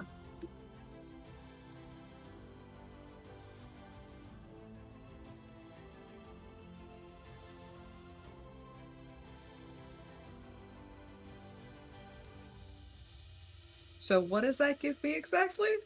So you've got 5 points in training actress, Mm-hmm. and you cannot take damage from drowning, choking, any kind of like gaseous attack won't affect you because you don't need to breathe. Okay. And in the future, yeah, you just don't need to breathe. Like, that might be something that other people might notice about you if they're paying very close attention to you, that your chest doesn't inflate and deflate, your lungs don't do anything. But, you know, there's always an upside when something horrific like this happens. All right.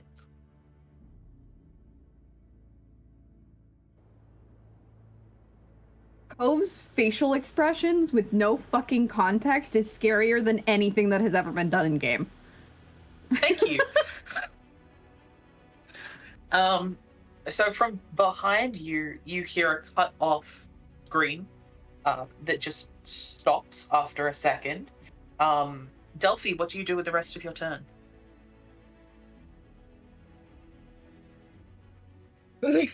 Sorry, I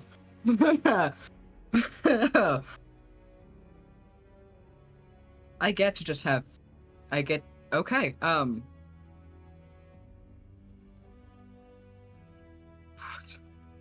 Whew, I'm gonna try to, get Ismira, try to help pull Ismira up. Yeah, sure. Yeah, absolutely. So give me a might check. I just hope I roll well with that. Help Ismira up? What happened to Ismira? Well, to get the stairs. You're at the back of the group currently. Okay. Yes. And you're the only one with a light source, so things are pretty wildly difficult to see what's happening. It's just like bodies moving in the dark, the sound of people screaming, the sound of like blood hitting the floor. It's very confusing. Nat 20 for 21. Yeah, you just grab Esmira and you don't know if it's the adrenaline or what just happened to you, or perhaps that person was stronger than you were. But you grab Esmira by like the collar of her shirt and just grab and like pull her up, pulling Esmira out of the grip of her victim. She takes us back to the top of the round, and Isabella is going to try and lash out at Esmira again. So if I could have a defense roll, please. Okay. Is it defense or dodge? So dodge is a type of defense. You have dodge or block. You've got 2 different types of defense, so you can roll either one. I'm gonna definitely go with dodge. So that Alright, go will for it. be 17. 17. Yep, that is successful. You dodge out of the way of her clawing hands as they come at you. Edith, you and Dick are still making good time up this stairway. I assume you're not stopping. No, she's stopping. after hearing what's happening behind her. Okay, yeah, you hear I'm not screaming leaving from these people behind you. behind. Okay. Dick will sort of jog on the spot and be like, I think they'll catch up with us. I think we should go. I'm taking that chance. I'm not leaving them behind. Okay. Okay. All right. Then it is Victor who is going to, gonna lunge for Delphi again. If we can have a defense roll from Delphi.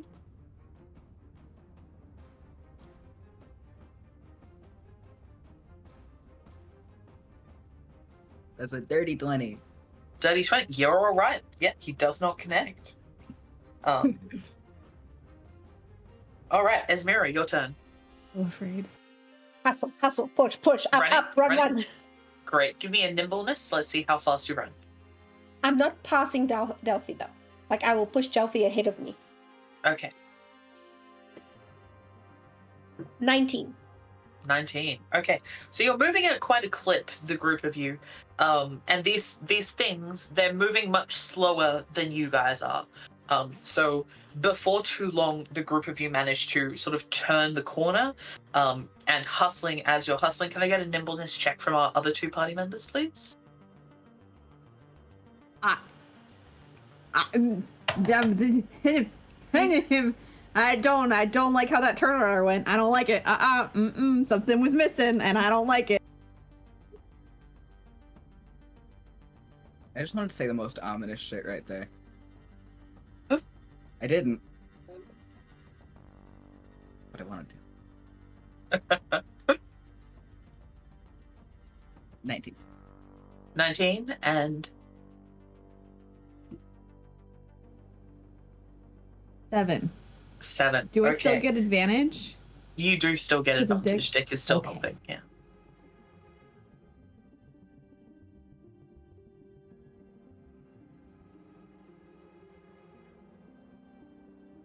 That was a nat fucking 20, bitch. Nice. Okay. So Edith's brake gets Even at stuck. first, I'm so and sorry. Dick just kicks the back of the chair up and like just goes, like just pushing. And so you guys come to the edge of like the end of this stairway.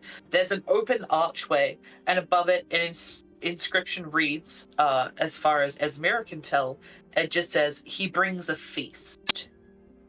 In those same strange pictographs. And from behind you, you can hear voices calling, being like, "No, don't do it! Don't go! No, don't go! You're going to kill us again? You're going to leave again?" I will push them through that doorway if I have to. Any hesitation on the other two's part? No. Sorry, my brain's connecting dots on shit, and I'm real, real upset he's Sorry, getting. Describe that one more time for me. So there's an What? archway. Mhm. Above it, an inscription reads, "He brings a feast." Mhm. And from behind you, you can hear the voices of the people who were attacking you. So those 4 voices calling out, like, "Don't go, don't leave us. Are you going to kill us again? Why are you doing this to us? Please stay, please don't leave us." Oh, I think I remembered what you remember. Yeah, go on. No hesitation. All right, but Delphi, no hesitation, just straight through the door. Esmira, straight through the door. Edith, straight through the door? Oh, Delphi's not letting anyone not go through that door. I need to be incredibly clear. Edith definitely hesitates. Okay, Esmira I don't will think push Dick that shit does, through. though. I think between the 3 and the rest of you, it doesn't matter if you put your brakes on, you're just getting carried. So, So her stepping through chair the can be like doorway- mine, where it doesn't have brakes. I love What is your chin? Okay. That's a Brakes question on for if I- after if stream, I not move- during stream. It cut my hands. Okay. Yeah. So stepping through this doorway, you hear all of the sounds behind you just melt away and disappear. I need you all to make either a discipline or a gut feeling check. I'm so much better at discipline. I'm so much better at gut. Well, actually, I'm good at both, but better at gut. 26. 26. Also 26. 26. Ah, buddies. 11. 11. Okay, so between Edith and Esmira, you realize that that drum sound that you've been hearing from far away is coming from here. In the center of the room, there is a plinth with a wide, shallow dish that sets upon it. And coming out of that dish are little, like, horsetail waterfalls of blood that fall down into these thin tubes that leave the room in many different directions. Getting a little bit closer, you realize that there is a heart inside the bowl that is still pumping, sort of jerking and juddering in place. And blood is leaving it with every movement that it makes. So a bloody, beating human heart, which pulses as though it's still alive, sending blood with every movement. Behind the plinth, on a lowered platform about 2 feet off the ground, lies a headless corpse, a human corpse. Its chest is already cut open, its ribs are spread in a motion that would be very familiar to Delphi as someone who is in the middle of being dissected, essentially. It's missing its heart. The body's of a man in his mid to late 20s, very muscled, very little fat. Could I get an education or a medicine check, please?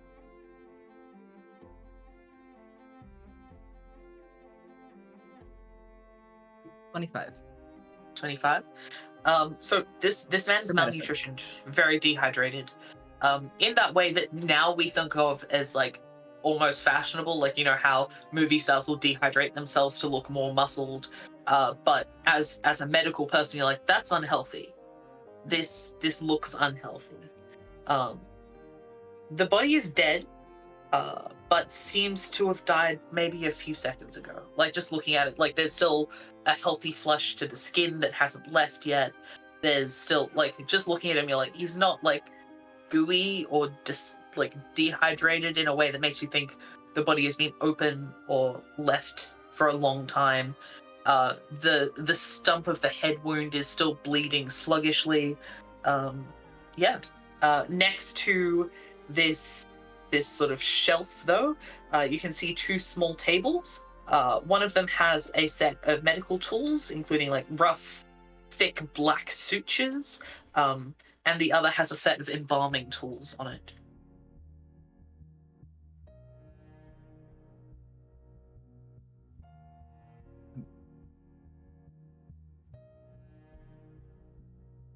I need to roll a discipline check. Oh boy.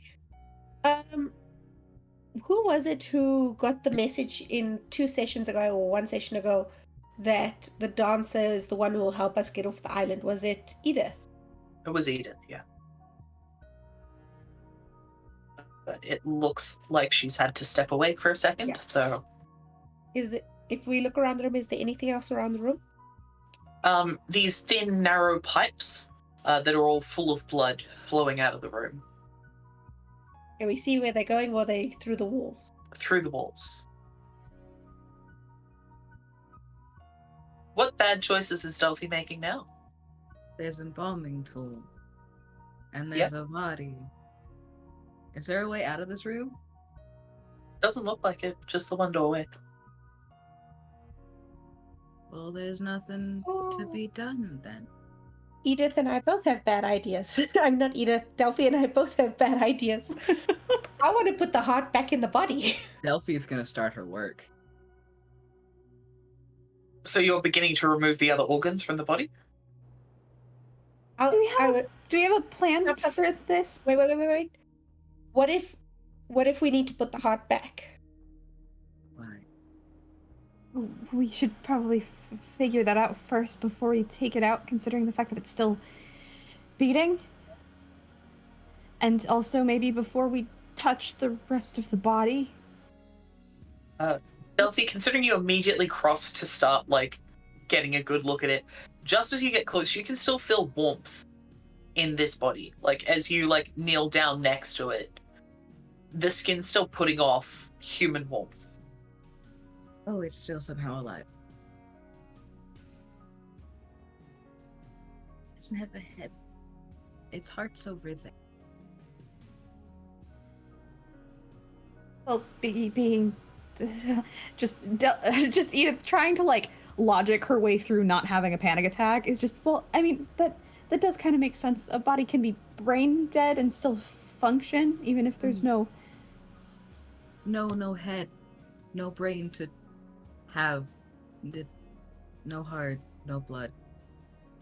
Oh, there's Well- plenty of blood. Well, no Actually, circulation in the body itself. do we see a giant sunflower that could be the good gardener's head? No, this room is empty apart from the body. I think, Edith, you will have a sudden remembrance of that code that you uncovered earlier. If you'd like to read that out for our audience. Let me pull it up.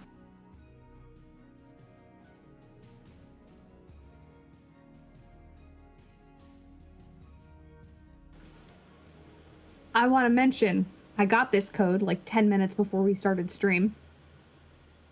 Just want to mention. The code read, I have left someone to help you, but they've been waiting a long time, and I do not know how much of them is left.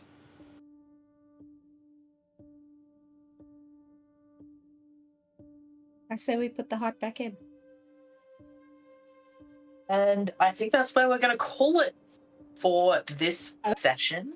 Thank you, everybody, so No. much for tuning in. I have been Ran. I am your GM. I have a link to, I'm a game designer and a writer, so there's a link to my various socials and places you can get my stuff. That should be in the chat. I use he, him pronouns. And I am having a lot of fun running this game. Why don't we go around, say our goodbyes, and I'll do a quick outro for us all. So go ahead. We can tell you're having a good time. I am We're having a aware great that you're time. having a good time. We're also You having a say great time, even though we scream about it all the time. However, hi, I'm Jenny. I use she, they pronouns. You just saw me playing Edith, who is a traumatized gay little bean, who finally got a smoochie and then also had to deal with one of her biggest traumas. So, great day for her. You can find me as Cerulean Siren 19 on Twitter or Cerulean Siren 97 on Blue Sky. If you have it, I do art commissions. I am a voice actor. You can find me on a podcast called Jar of Rebuke, which is another horror setting. I play a cryptozoologist called Dr. Jamie Everett, and I also assist with editing the script, which is a lot of fun. I also have my voiceover work open, so if you have any projects that you need someone for, let me know. And you can also find me tomorrow on Nerdsmith's Twitch, playing a very, very, very different character on the Dragon's Crown, which isn't as scary. Stressful, but not as scary. That's all. Goodbye. Hi, I'm Nicole. I played as Mira. I am just dipping my toe into the social media circle.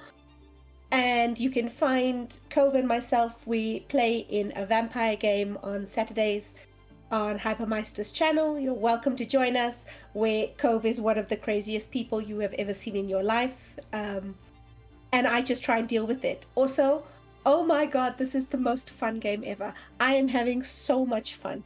Ran, oh my god, I like you so much, I hate you so much, it's just kind of in my head. Bye guys. There are 2 wolves inside of you. Both of them are eating us.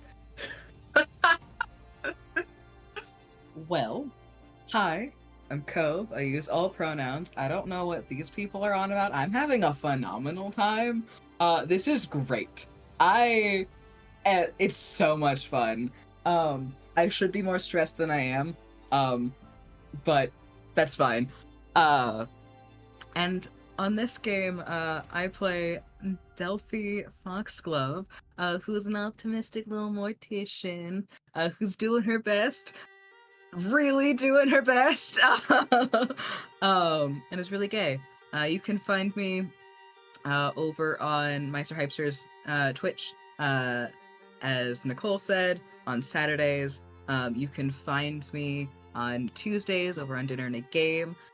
where I play a god trapped in a doll's body for Monster of the Week. You'll be able to find me over there every other Friday playing a cyberpunk game here soon as well. My socials are mostly under Vex Omniari still. My link tree is Vex Omniari. So if you need to find me anywhere, you can find me there. And the month of December, I get to finally announce this. I am doing a thing where every single day of the month, I am trying something new, trying something that I'm bad at, or trying something that looks stupid, but is fun every single day. And I am inviting people to join me however much or little they want to, because life is about enjoying things no matter how good or bad you are at. That's so fun. So just a reminder, we do not have stream next week because our Americans are celebrating Thanksgiving. I hope you all have a great time. But we will be back in a fortnight, so in 2 weeks, for more horror and jungles and creepy flowers and dead fiancés. So I hope you all come back and join us then. But until then, Dragon's Crown is tomorrow. They're having a big fight scene, which should be super cool and excellent, so you should check that out. You should check out our sponsors, Die Hard Dice, World Anvil, and Hero Forge, which are all great tools for tabletop gaming, writing, and various other things where you need to do stuff with probability or world building. Thank you so much for watching. Have a great 2 weeks, guys.